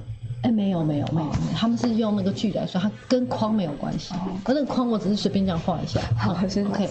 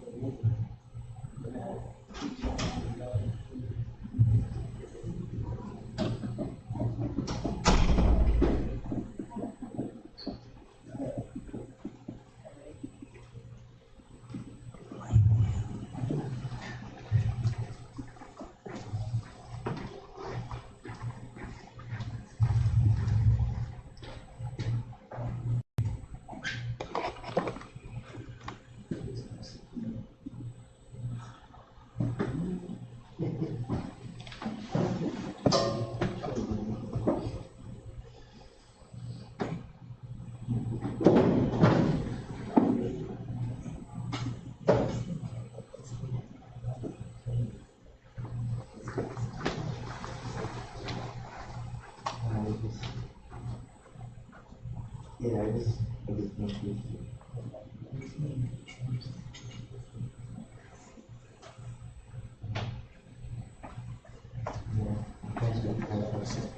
明天我有填那个个人 meeting，然后我可以第一个嘛，因为我10点要上班，就9点那个时候。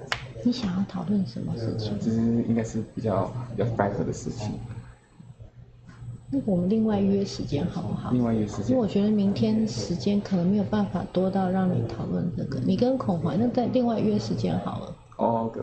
就是你再发信给我，我再另外找时间给你。哦，好，那可能会是礼拜五。礼拜五哦。对对，因为我觉得明天时间可能不够让你问这个问题。OK， 好，没问题，好，谢谢。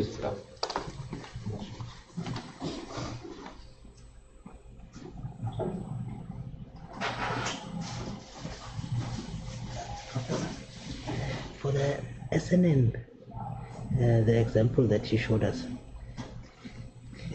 is it just based on your own intuition or criteria to determine how far the point has to be from another? Let me go over a little bit. Yeah. And if you still don't understand, ask after the break, after the class finish. Okay. Thank you. Because almost about the time to start. Okay. But I will try to corroborate that. Okay.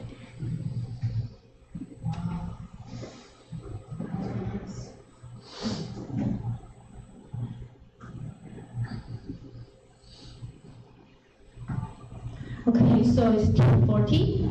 Okay, and here are some questions and from the student, and I think we kind of already addressed that. The deadline for this one, we will go back to check with it. Okay, so can you upload the latest version of the slide to NTU Cool? I think first, I did not guarantee the handout actually are complete. So then some of the example usually will also do not having them. So then if you want to know there's some new version you want to go with it, how about you try to do the screenshot by yourself? I don't think I can actually check which one actually I update because I update the slide every week.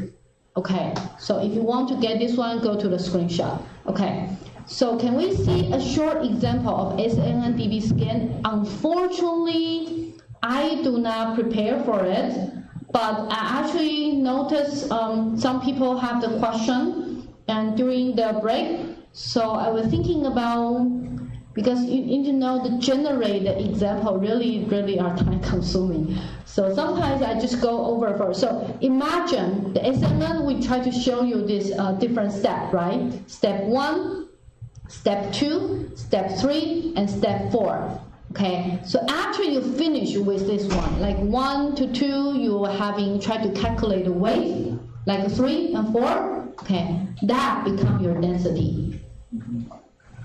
Okay, so what does it mean? Because the density actually from the dB scan is, you actually were having a radius, so density from the dB scan is you have a radius, and then is U, and then right here in the middle, and then you see how many points within it. So for example, if that's a 3, you keep a 3. So you can imagine this SNN similarity in the end, you're going to having some information like this is 2, this is 3, something like that. Right? And afterward, that you try to talking about the next things that we're talking about is you try to find out who are the core point. The core point actually is decided by your density. Understand about that? Because before it's actually, how do I know this core point? I try to see this radius and how many points within it, and then if you satisfy with that, you are core point. So you can imagine this density right now actually will become one of the features you are going to have to make you become core or border or noise. So far so good? Understand? So then afterward, the one who having the many common friends will likely to become the core point. Right? The ones who are having so many mutual friends are likely to become noise or border point. So the remaining part, that is why we did not having the animation, are the same. Because once you're a core point, you are a border point or a noise point, actually just make you to actually know how to link to the different clusters. So for the rest of the part, actually you can thinking about, go back to the dB scan right here that we're talking about. So after you need to know that you know it's a core point and do the exact thing, and then try to see are you having the cluster label. If not, then you try to play this one and that. So the rest of the part is the same thing as a dB scan. So far so good. So I'm sorry because I do not actually prepare a slide for it, but because I thought the remaining part is quite similar, that's why I did not prepare. But if you really need that, come to take the course next year. I will prepare for it. I will remember that next year, but then unfortunately this year we did not prepare for it. Okay, there's some good question from the student. Some student actually say, Professor, actually when you try to draw this one during the break, and then I actually draw a shape look like that. So then the student asking, does that shape matter? So can I utilize that boundary? And later on, if I having a point, so input right here, and because within this boundary, and then we directly say, no, we don't actually, in the dB scan, we don't do something like that.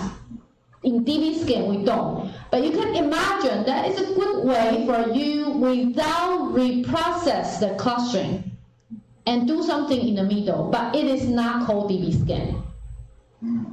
Okay, clustering is every time you have to input the data, and then you do the clustering and get one output.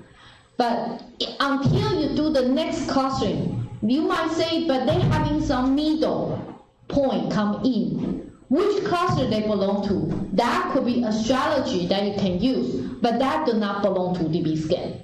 dB scan only give you the one shot, and after one shot, how you try to maintain on your own. Okay, so then how the shape coming out, maybe it's another research. Okay, maybe it's another research. And then there's one interesting part I would like to say about the shared nearest neighbor approach. If you actually go through this process, this 1, 2, 3, 4 process, and then afterward you understand about them, and then go to another process right here, and then 5, 6, 7, 8. We told you that is DB scan. Then you might say, wait, if the DB scan is a method, can I consider this 1, 2, 3, 4 as a pre-processing? You could, right? So you will find out a lot of technique that right now, no matter in machine learning or data mining part, you'll find out sometimes they were having some core technique. They are the same. But then how they try to describe the method, update the method, then some people consider that they're just called pre-processing. Some people make a deal and to embed that and to produce a new method. So how to package is a skill too, right? If you do not package things well, then you just call them pre-processing. You are not going to having something called SNN. Do you get it?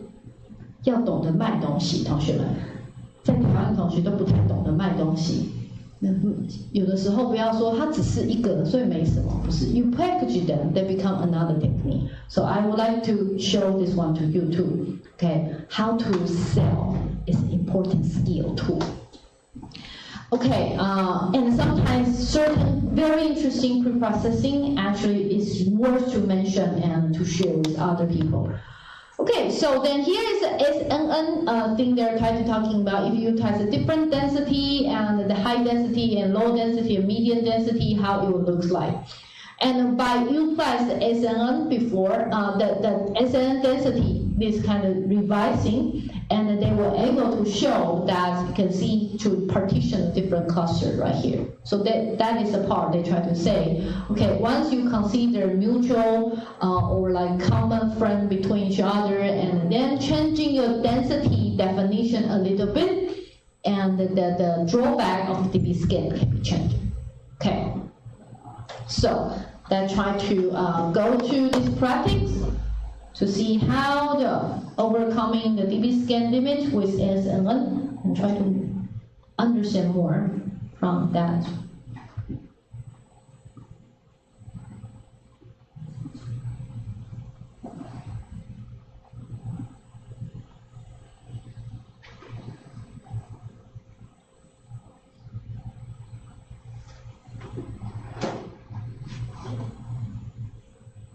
Oh, by the way, they do having some students keep saying that, can we actually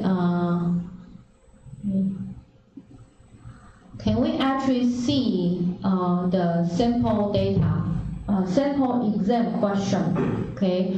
And in the last week, the TA already sent announcement and give you the sample questions. If you cannot find it out, you can actually see there's a module and talking about final exam in December 8th. And a few days before, we are going to ask you to do some testing from the people not in the Tsinghua. In the Tsinghua, people, you don't need to care about it because just come to the classroom and having the paper, we will deliver them. But if you are outside the Tsinghua, then you need to know how to practice to upload the file to the NTU Cool. Okay. So all the answer and outside the Tsinghua, you need to upload to NTU Cool. And another thing is if you are the school nearby, so in other words, you are National Yangming Jiao Tong University, especially you are belong to Jiao Tong University campus, then we will suggest you to take the exam right here in Tsinghua. But we are going to do a survey with you. Okay, and in the exam time, we will partition you guys into 2 different classrooms. One here is here, another one is in 106, so our TA will having a seat map for you. Okay, so that is about the final exam. So you can take the courses next year then to get the short thing. Okay, no, or you can come next time. I'm sorry that this year we did not prepare for it.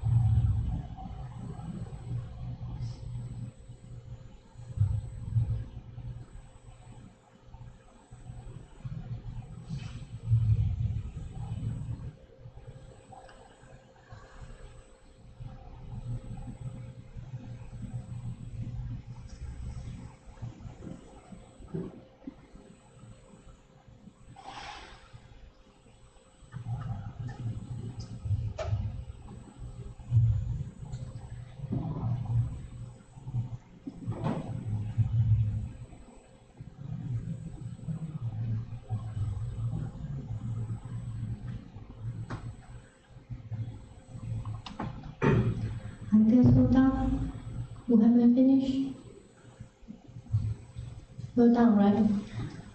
Okay, so then the first part, I think we already mentioned. This one is just a reminder. It actually is a DB scan actually having a problem that the buried density problem cannot be solved. So then that is, here this example try to show the density problem, okay, just like the previous one. I'm very curious because we already have this question in the previous one, and we say that should be density. When we go to this one, we're still having the people say that is high dimension. Why? Okay. Interesting. Okay, so and then this part, supposedly it should be a scalar. I don't think that will be having a totally correct answer. It's just for you to know that from my perspective how likely it is. So for example, some people think that it's highly related, somehow people say that it's somehow related, but if you have your own reason, changing the scale a little bit, I don't think that matters. So don't feel sad because you do not choosing the same thing. The part is if I actually say it's highly related, but you're choosing unrelated, that part is concern. But if that's something somehow to highly, that part, that can be argued. So the first one, compute the similarity matrix. Somehow I think it's related to high dimensional issue because when you compute the similarity matrix, you don't need to recompute it again. So they are related. But how much is related? From me, I think it's just somehow related. But you probably will say that's the most important part. I will not going to argue with it. So next one, try to specify the similarity. I think specify one really reduce the thing about high dimensionality, because then you don't need to do so many computation. You just actually right from now, you only pay attention to the number, the K number that you try to pay attention to. So that are really, from my perspective, I think specified are more related. Okay, and construct the shared nearest neighbor graph from specified matrix. That is a way they try to working with for the density. But I will not argue say it could be solving the problem of high dimensionality. So I did not directly say they are totally not. Okay, find the density of each point is not really related to high dimensional issue. Okay, the part of them actually supposedly in Google form, if I would do that, it will be totally in one question. Unfortunately, that's because in the NT-COOL, we need to separate into the two different reasons. Because one is density, one is high dimensionality. So how about the density part? Compute the similarity matrix is somehow related. You will find out that all the things that we're talking about are somehow related, but it just depends on which one are highly related, which one are not highly related. So specify, I think, is also related. And construct the shared nearest neighbor graph, I think is highly related. And find the SNN density for each point, because then we'll consider the shared neighbor and then become various density. So that is somehow high related. Okay, so that is a part for you to think more about that. But if your answer between the somehow and highly, you are a little bit different from my perspective, I think it's totally fine. Okay, so then next one, then we try to go to the cluster validation. You'll find out that I have many slides right here today, don't worry. And cluster validation, there are a few points that we want to emphasize. Okay, first, because clusters do not having their own answer. So how good they are hard to tell, really hard to tell. But we do having some tendency, okay, utilize certain metrics to somehow evaluate the tendency. Why we say it's hard to tell? For example, if we generate a random data, just like what we try to show right here, okay, and then we send that to cluster mechanism, and the cluster mechanism go to the k-mean, they probably will tell you that if the k equal to 3, they are going to show you those clusters. If they go to the DB scan, they are going to show you that cluster.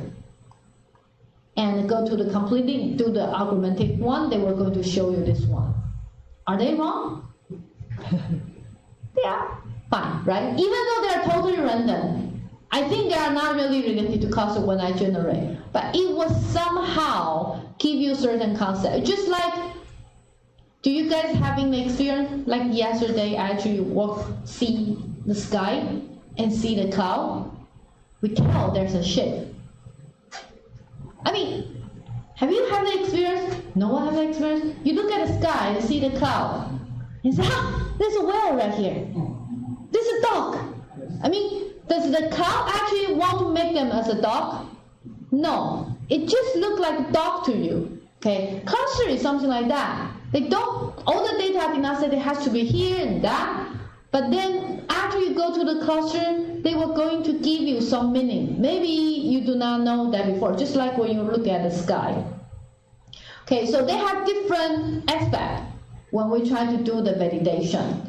One important keyword is called tendency. Okay, so that is the way how we try to evaluate how good they are. We base on the tendency. Okay, and then this part, the 2, 3, 4, 5 is the one that you can go back to looking at it. We will try to give you the example one by one. Okay, the first one, we actually try to go for a different perspective. Okay, so for example, we actually can utilize external index. What is the external index? Is assume you already can find some class label. It is not, you do not utilize that as a supervised classification, but you utilize classification label as something to guide the clustering. That is possible too. I'm going to show you the example later on if this part you do not understand, but just know external index is you already having some concept. That kind of concept, maybe for example, you know like 20% of the concept. Okay, 80% of them you do not know their answer. You do not know. So if I only utilize 20% of the data to the classification, it's too dangerous because you might actually did not guide them. So what we can do is we can actually mixing 80% with 20% into 100% and do the clustering. Okay, we can do the clustering. After clustering, then I know some data are within that cluster, and then I pick the 20%, and then utilize that. Say, see, supposedly that 20% is the one I know. These two belong to the same class. That two belong to the same class. That try to see does the cluster are actually having that perspective or not. Then you can utilize that as an external index. So far so good? Understand? Okay, good. So the internal index is something like we mentioned a lot in the clustering mechanism, like square sum of square error. Okay, we try to see how is the radius things right here.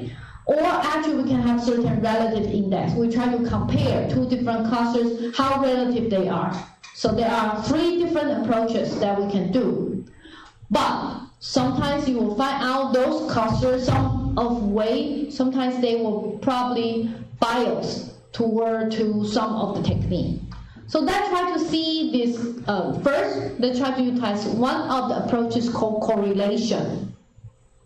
In that correlation, again, that is some slide I remade yesterday. One of the metrics, we call them proximity metrics. So assume right now I utilize similarity value. So here are proximity metrics, okay, that we tried to show you before. And then we can have in certain thing we call incidence matrix.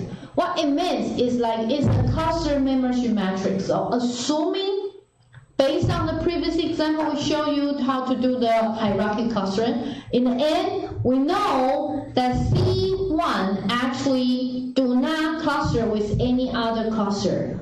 But C2, actually C2, C3, C4, C5 actually being clustered together. Assume if that is the cases. So then you can see this incident matrix right here. 1 represent that C2 actually in the end cluster with C3 in the same cluster. Okay, C1 and C3, actually C0, which means they are not in the same cluster. So that is called incident matrix. So you can have something try to show you the similarity matrix, like presumption matrix like that. You can have this incident matrix, and afterward, we calculate the correlation between them. That, I don't tell you how to do the correlation because I think we mentioned about correlation in the data part. Just send that to your statistic computation library, and then do that, try to do the compare. This matrix, you can find out that if they are similar or what is the correlation. If the high correlation, which means maybe they are good together. But if your incidence matrix and your presumption matrix did not have high correlation, which means that maybe you did not do that well. So that is one way to utilize correlation to measure how good your cluster are. So far so good? Okay. Go to the next one. Oh, by the way, sorry for that. So this is not a good measure for DB scan. All the density-based ones are not good because they are more preferred this round shape. Okay, so these measurements are not good for DB scan and SNN. Okay, so here are some examples. Once we working with this example, go back to this random one. So for example, in the random data, we probably were able to find the correlation is the right-hand side one, and the left-hand side one, we will find our correlation is higher. So this one demonstrates we can utilize correlation to indicate how good the cluster are. Okay? So next one, we can utilize sum of square error. This part, I think I already mentioned, this is elbow one that we try to talking about. So for example, this is how many K we're going to have, and this is the y-axis is the sum of square error. Then you will find out the best way for you to have the K is 10, because there's an arrow. If you do not like 10, you can do 5. 5 is also a nice one. Okay, so then it actually can show from your information. So that is an internal measure that we try to talking about. Utilize sum of a square error. In that cases, I don't need to pay attention to any class label. Okay, so then internal measure, actually they have two parts that we try to talking about. One is called cluster cohesion.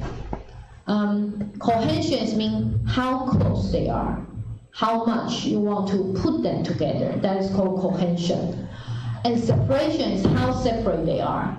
So most of the time, actually, you can imagine, I can do sum of square error, but then if I do sum of square error within the cluster, okay, within the cluster itself, that is called cluster cohesion.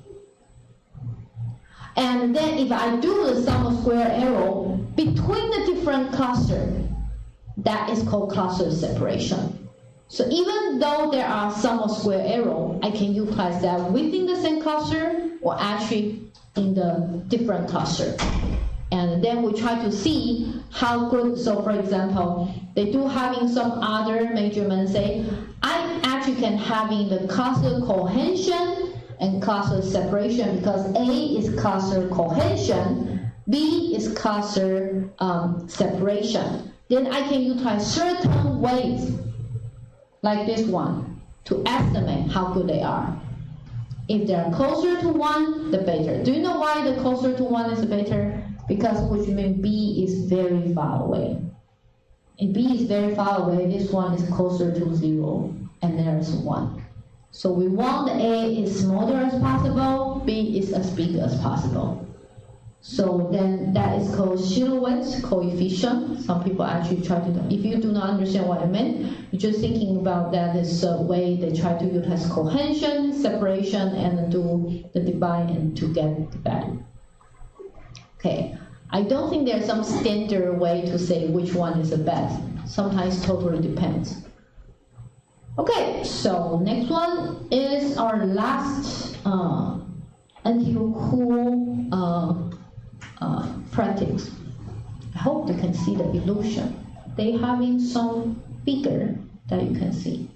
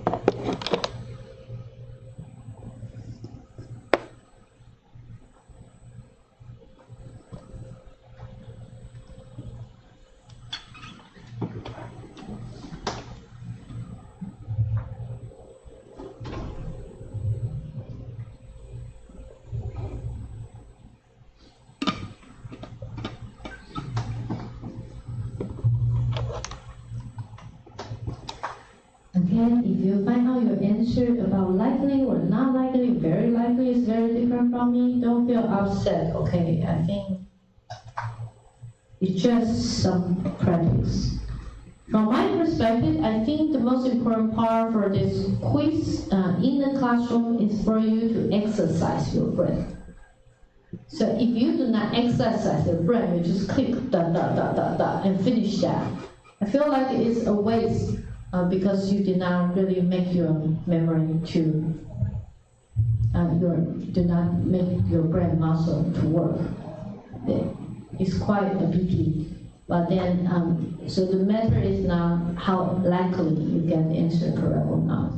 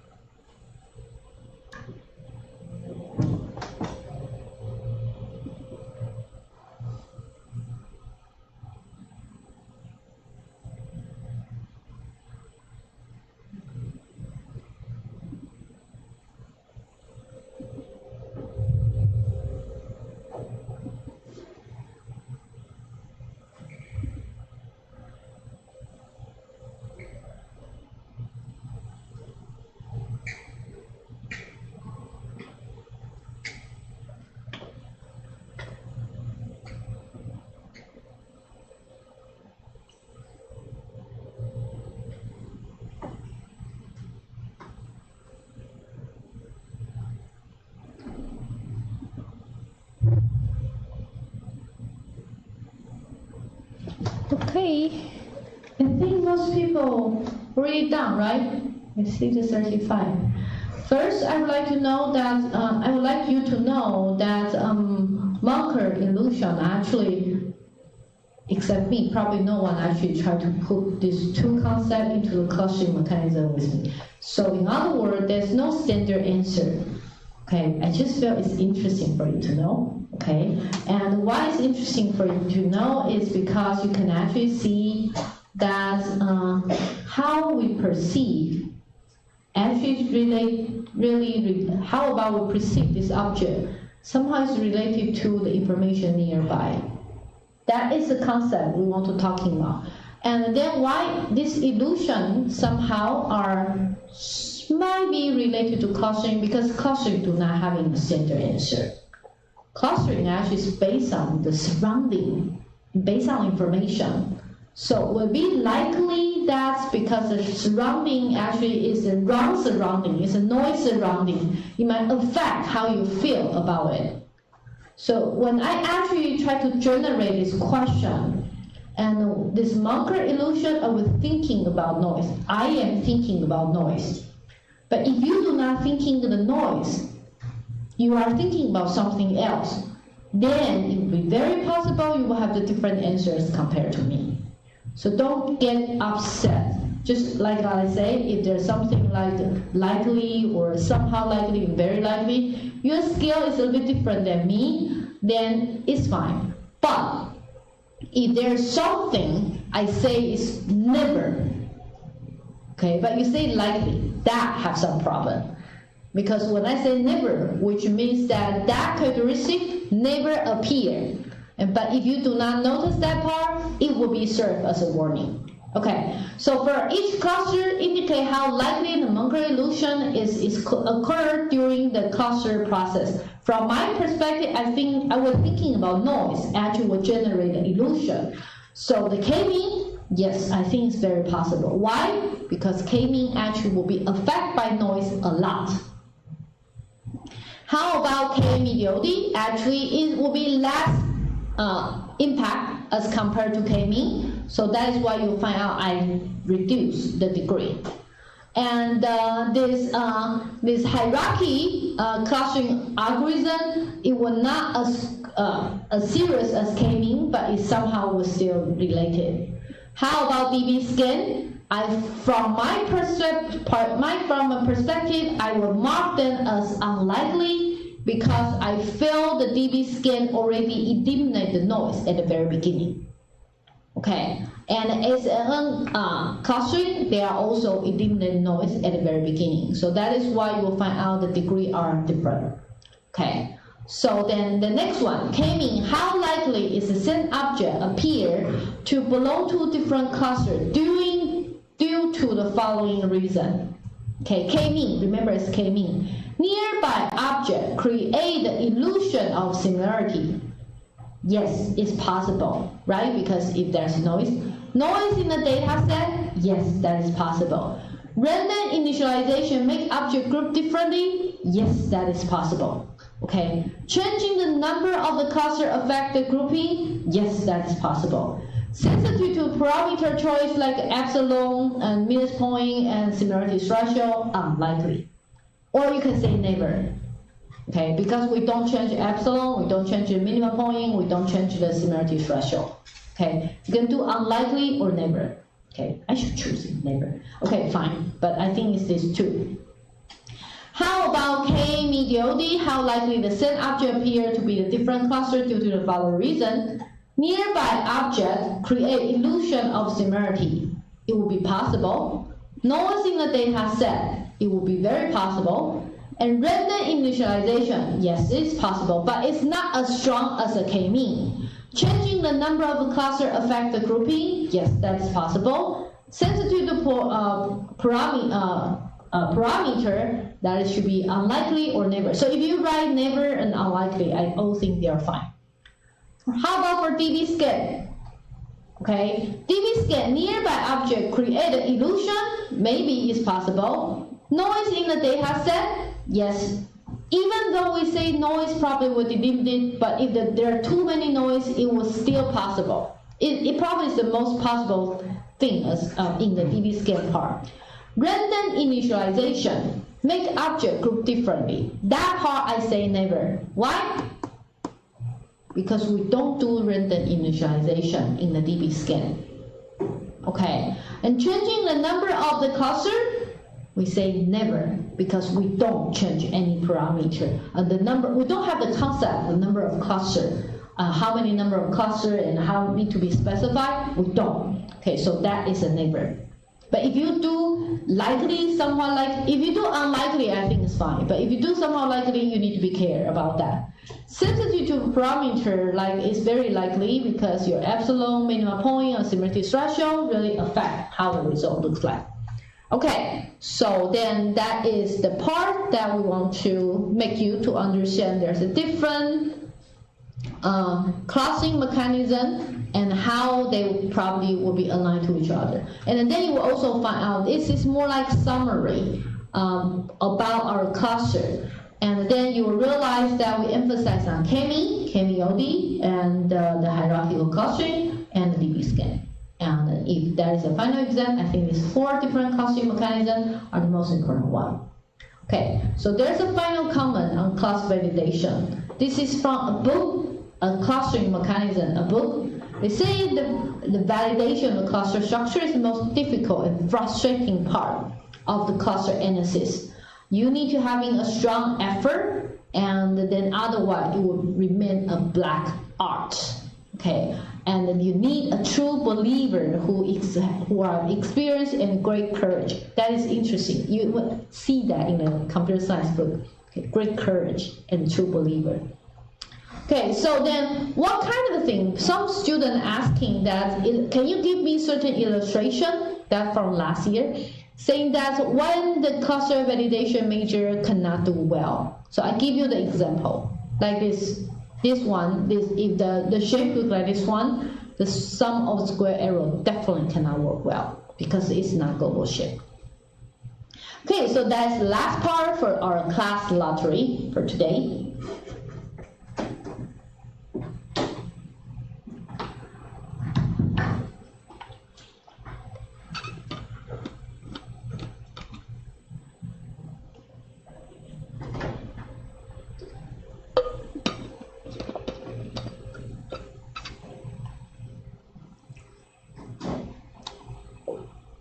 For you to know that next week will be our last session before the final exam.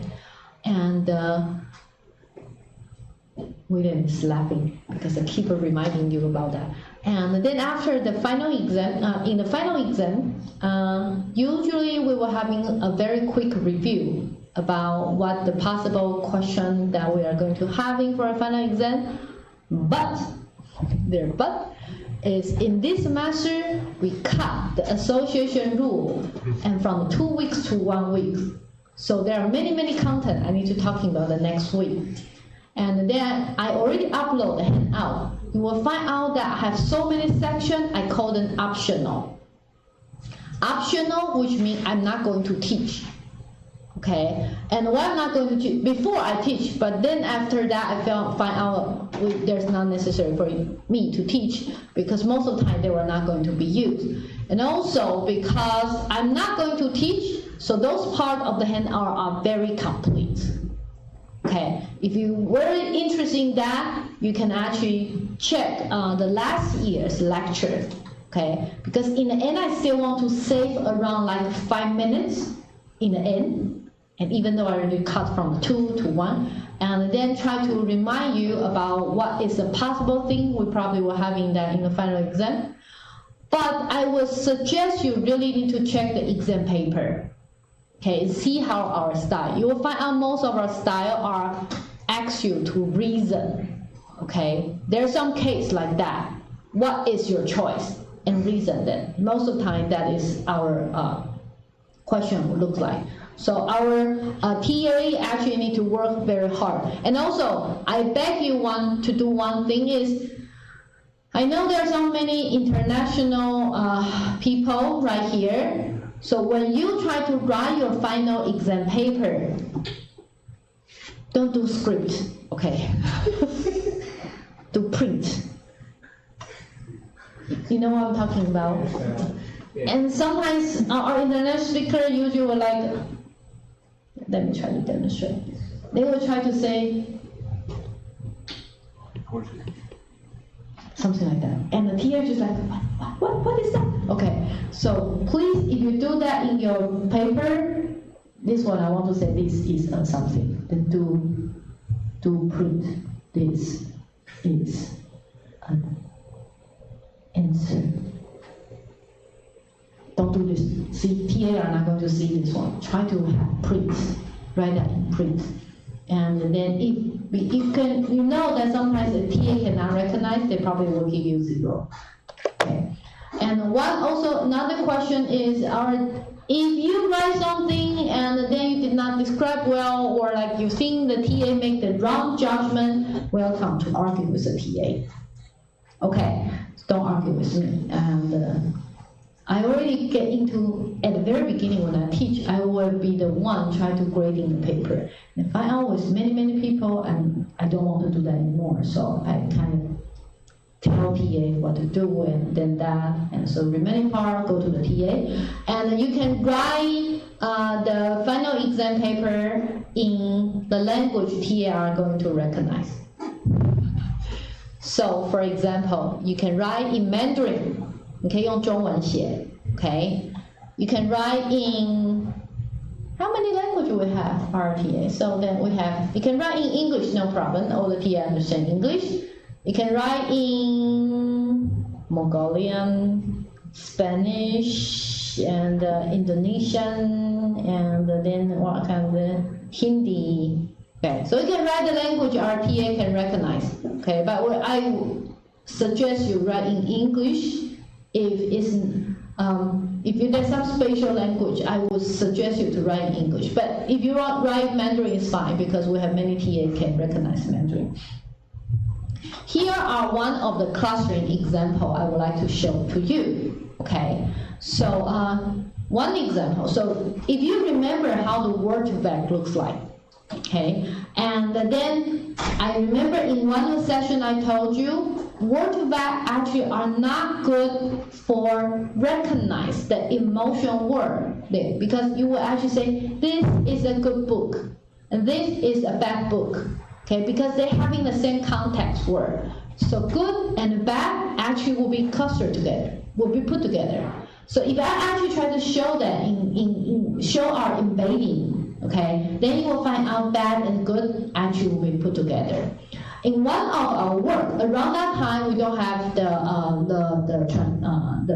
bird and something like that. We only have the word vec around that time. We want them to become having bad and bad grouped together, and good together, and some of the concepts be grouped together. So we can not only try on the word vec, we want to somehow cluster our embedding. So far so good? So just imagine you have so many vectors, okay, from word vec, and then we feel like there are some cluster related to it. In one of our work, we want our thing look like this one, okay? And then we really want the cluster are somehow sentiment related, because before the word vec are not good for it. So how can we do the cluster? Okay, so you can imagine this part, so how we try to do this one? Around that time, this is belong to one of part of the work in our lab before. We want to know that how good we are, so we can actually see right now, as I say, some of the word, actually they're having their class label. Okay, so you can imagine, this is some class label. But not every word have that class label. They probably will tell you Lord, God, they belong to the same category. That about religious, about the God. Okay. But then you know in the social network, a lot of people would like to have a lot of misspelling. And then something like heavens, heaven, and goodness, and gosh, and so many words. Actually, I cannot find the class label. So you can imagine that I actually was having, so except for those words in bold, they having the answer. But most of the words that are not in bold, they don't have the answer. So what we can do, we can actually cluster our information. And today, if I find out, so here we're actually talking about this one, assume that we actually cluster our data and we put Lord, heavens, heaven in one cluster. Goodness, different kind of goodness, and God and gosh into another cluster. And then, but in our answer, remember this is the answer. And in our answer set, we say Lord and God supposed should be in the same class, right? So then I consider that cluster are not good enough. So far so good? So we call them completeness. Because we have in this like 20% of the data come in, and I hope the data actually will be in the same class. But currently, based on this cluster mechanism, we don't think that's good. So we want to measure that in the same classes, how many members are actually in the end be putting into the same, in the same class. How many members are we actually in the same cluster? What is the percentage of it? So we try to call them completeness. So far so good, understand what I'm talking about? So for example, here is a 2 element, and then I try to say, in this 2 element, how many elements actually in the same cluster? And then I actually find out 0, right? Because none of them actually in the same cluster. They do not complete. Okay, so that is one case, like this one. And then another criteria, we call it homogeneity. What does that mean? It's assume that, again, if you see the synset class, actually means the answer that we have. The 20% of the data, we have the answer, and then we know the Lord and God belong to one class, and badness, abuse, bad, disorder belong to another class. If you will find out in the same cluster, they having element actually supposedly should be distributed in a different class. They are not homogeneous enough. So far so good? So remember the thing we're talking about, external index, it depends on how you try to utilize external index. We try to show you the example. Here are the answers. So 20% of our data have that class. And I can see that in the same class, okay, how many of them in the same classes, in the end they will be in the same cluster. Or actually I utilize a cluster as a unit. So in the same cluster, how homogeneous they are. Are they in the same class or actually they're being distributed in a different class? So I can calculate about the homogeneity. Okay, and then afterward, what we then do around that time, my student try to do one thing is try for many K. So here are the number of the cluster. And then he has 2 measurements, trying to calculate how complete is or how homogeneity they are. And then you can actually see the different color right here. And then afterward, we actually will find out, so for example, you will realize one thing, when your number of cluster increase, okay, they will become more complete, or actually they will actually have more homogeneity, because then you actually have the less cluster. And from right here, we realize that these 2 scores actually interact right here.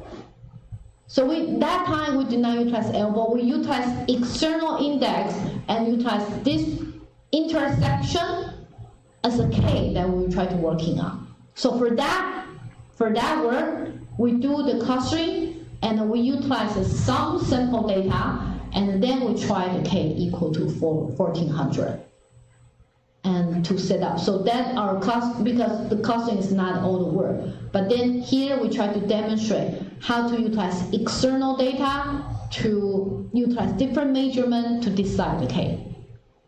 So first good? By the way, that is not standard textbook example. It's just an example in our lab we try to working on, how we try to utilize external index. In that external index, we define our own category. We say, we hope that the member actually in the same classes are actually can be assigned to the same cluster. Or actually we hope the cluster can only contain the member in a single class. So for each kind of cluster, we can calculate certain weights. We can also calculate that's the completeness that we're talking about. So then afterward, we actually were going to having that measurement and find out what is a K. So that is one of the example you can thinking about how we can do the external index. So first good? Understand? Okay, so it looks like I don't have the time to go over the cluster outlier analysis, But let me try to tell you, the outlier actually can become based on some statistic. Okay, so the remaining part you probably don't need to remember, but just know from the statistic point of it, we can calculate every point and the corresponding information.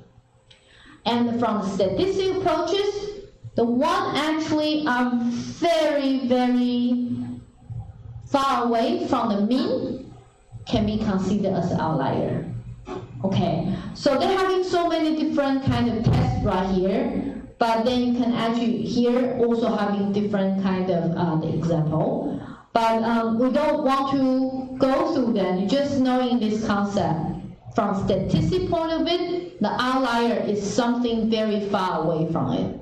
So you can imagine from the clustering point of it, what could be the outlier? The one related to noise, right? And then that noise is really far away from all the mean. That could become the outlier. So that is an example we want to tell you about that. I'm sorry that we don't have the time to go over them, because I want to spend a little bit of time about summary about the clustering. They are a key point. By the way, I think the summary of all the session about classification, about the data, or about the text on NLP part, and think the clustering actually are really quite, I think they are important. So then the clustering, one thing for you to know, that the intra-cluster similarity about your object in the same cluster supposedly should be high. Okay, the inter-cluster similarity between in the different cluster supposedly should be low. Okay, and we have different kind of cluster mechanism: K-mean, K-MEOD, hierarchical clustering, and density-based cluster. And then 1, 2, 3. I think 3 should be considered as the most important one. Okay, so let's try to compare between the difference between K-mean and K-MEOD. K-mean, each cluster represented by the center of the cluster, and that center, this one, could be a virtual point. Okay, and the K-MEOD and or like pattern that we're talking about, they can be represented by a real object. And the limitation is if your cluster have different size, density, and their shape are not round, and they are not good for K-mean and K-MEOD. How about cluster, hierarchical cluster? We spend a lot of time on trying to understand when you're choosing your distance, how you try to update your proximity matrix. Actually, you test mean or maximum one, actually will produce a different result. Okay, but hierarchical clustering, you don't need to determine the number of the cluster. You can actually utilize your proximity matrix to merge or split the one cluster at a time.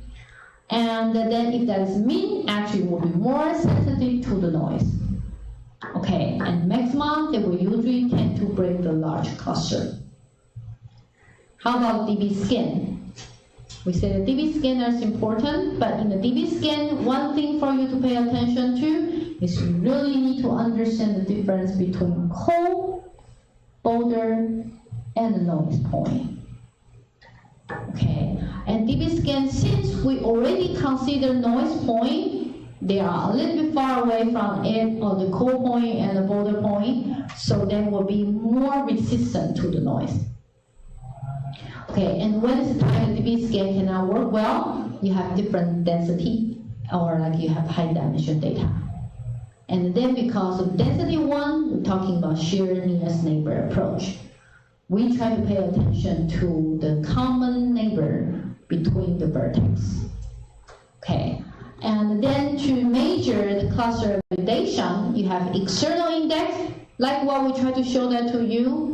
Okay, utilize certain like a 20 class table, and then we try to pay attention to if they are in the same clusters, in the same class, are they also in the same cluster? Or in the same cluster, do you consider mix of the classes from your external index? And so if that's the case, for example, the example I try to show you, we give you the completeness and homogeneity. You can also utilize entropy.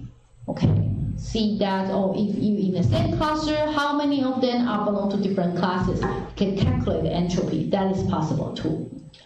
And then we can have internal index, such as sum of square error within the cluster, or actually across different cluster. You can utilize correlation by utilize the proximity matrix and incidence matrix to do the correlation. Or actually you can utilize, pay attention to cluster cohesion and cluster separation. Okay, so that is a part about the cluster validation. So that will be done for today's session, 11:40. And then afterward, our TA are going to do the lottery.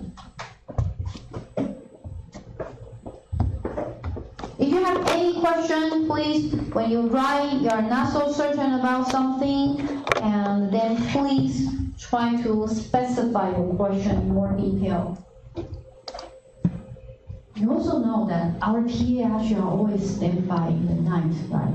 Not many people show up. So then, before the midterm final exam, please try to go there.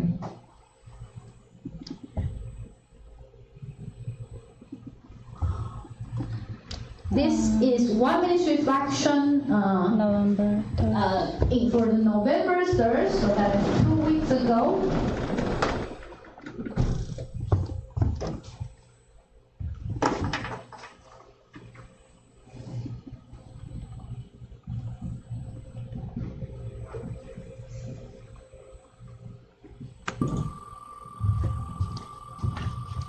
The first winner is, let's try to have 6 people right here. Okay, 6 people. Okay, who is the winner? It's empty. Let me see. Okay, so there's empty. Fine, empty is the winner. Fine. So.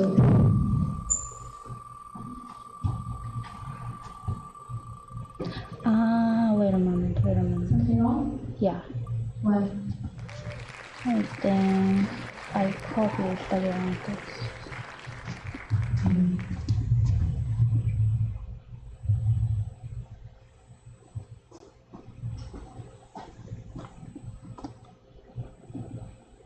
Sorry, you make something wrong. Yeah. This one is correct one. Okay. So if you see your student ID, sorry, it's not you. I hope that your name will reappear again. Wait, it's still 11104. Still there is Still not correct? still there is a One. Wait. I shine. don't know who he is. Is that fine? This one. I think There's some guy. I've checked it from the. Okay, you check the video. Okay. And now it's correct. There's some result. Okay, fine.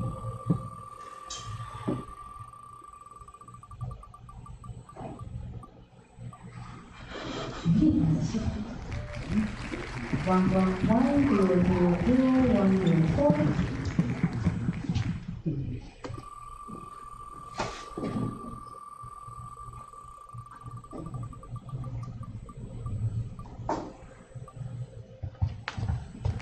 One 406 2541.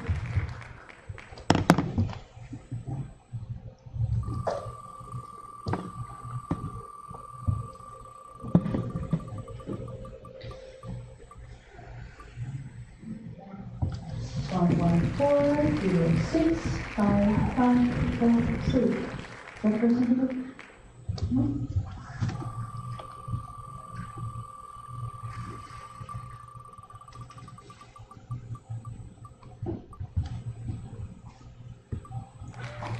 One 406 2635. No? I feel like this is number 5 already.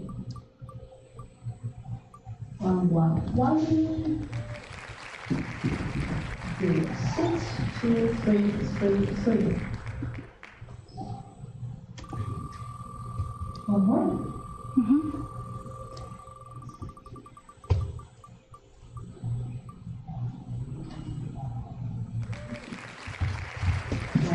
One, 72281. Okay. Since so far today's also then our graduate student sophomore, junior undergraduate student have had. So that is for our in-class lottery. How many people? Yeah. Because some of them they chose the wrong answer. Some of you choosing the wrong answer not doing CT scan?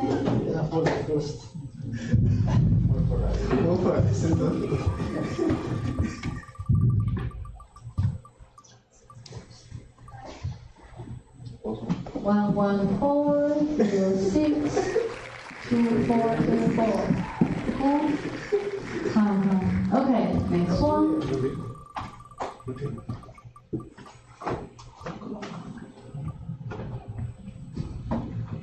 Next 111062337. Who is that? Good. Is that first time? Second time.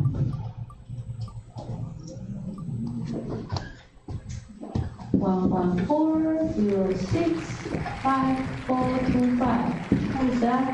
This is your third or fourth time, right? Okay. Too many times, already get tired.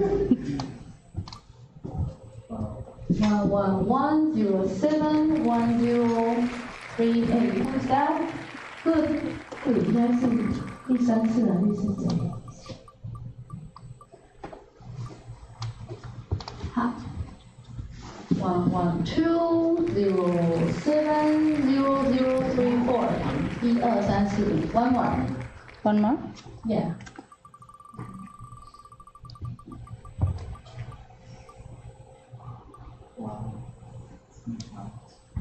One 114065429. Who is that? Okay, good. Sit down with the in-class one and go to the online one.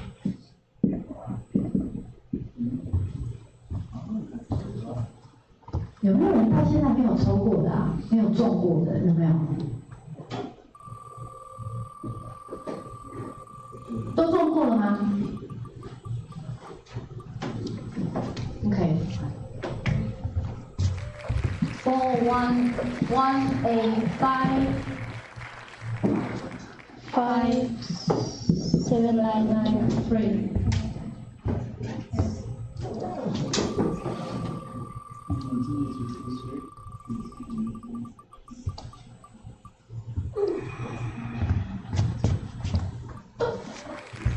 Six one 343 0075.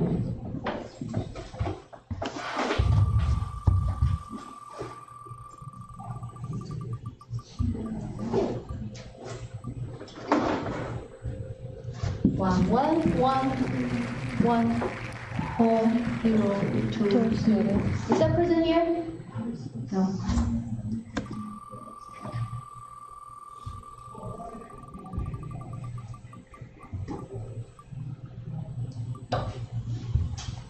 E14330001.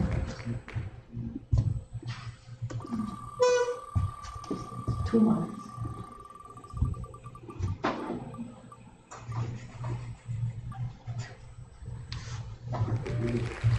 The same guy. Is it? Brilliant, right? Yeah. You're lucky. You're really lucky. You need to buy lottery.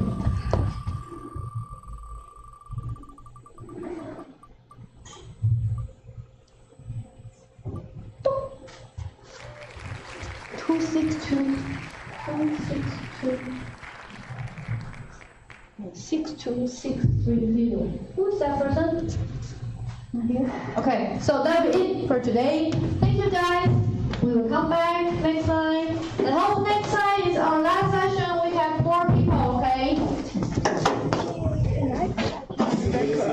See you. Bye. think I answered right.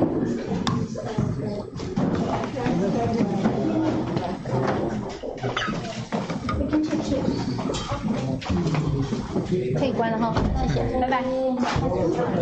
哎，那个，明天我应该会把你们放在。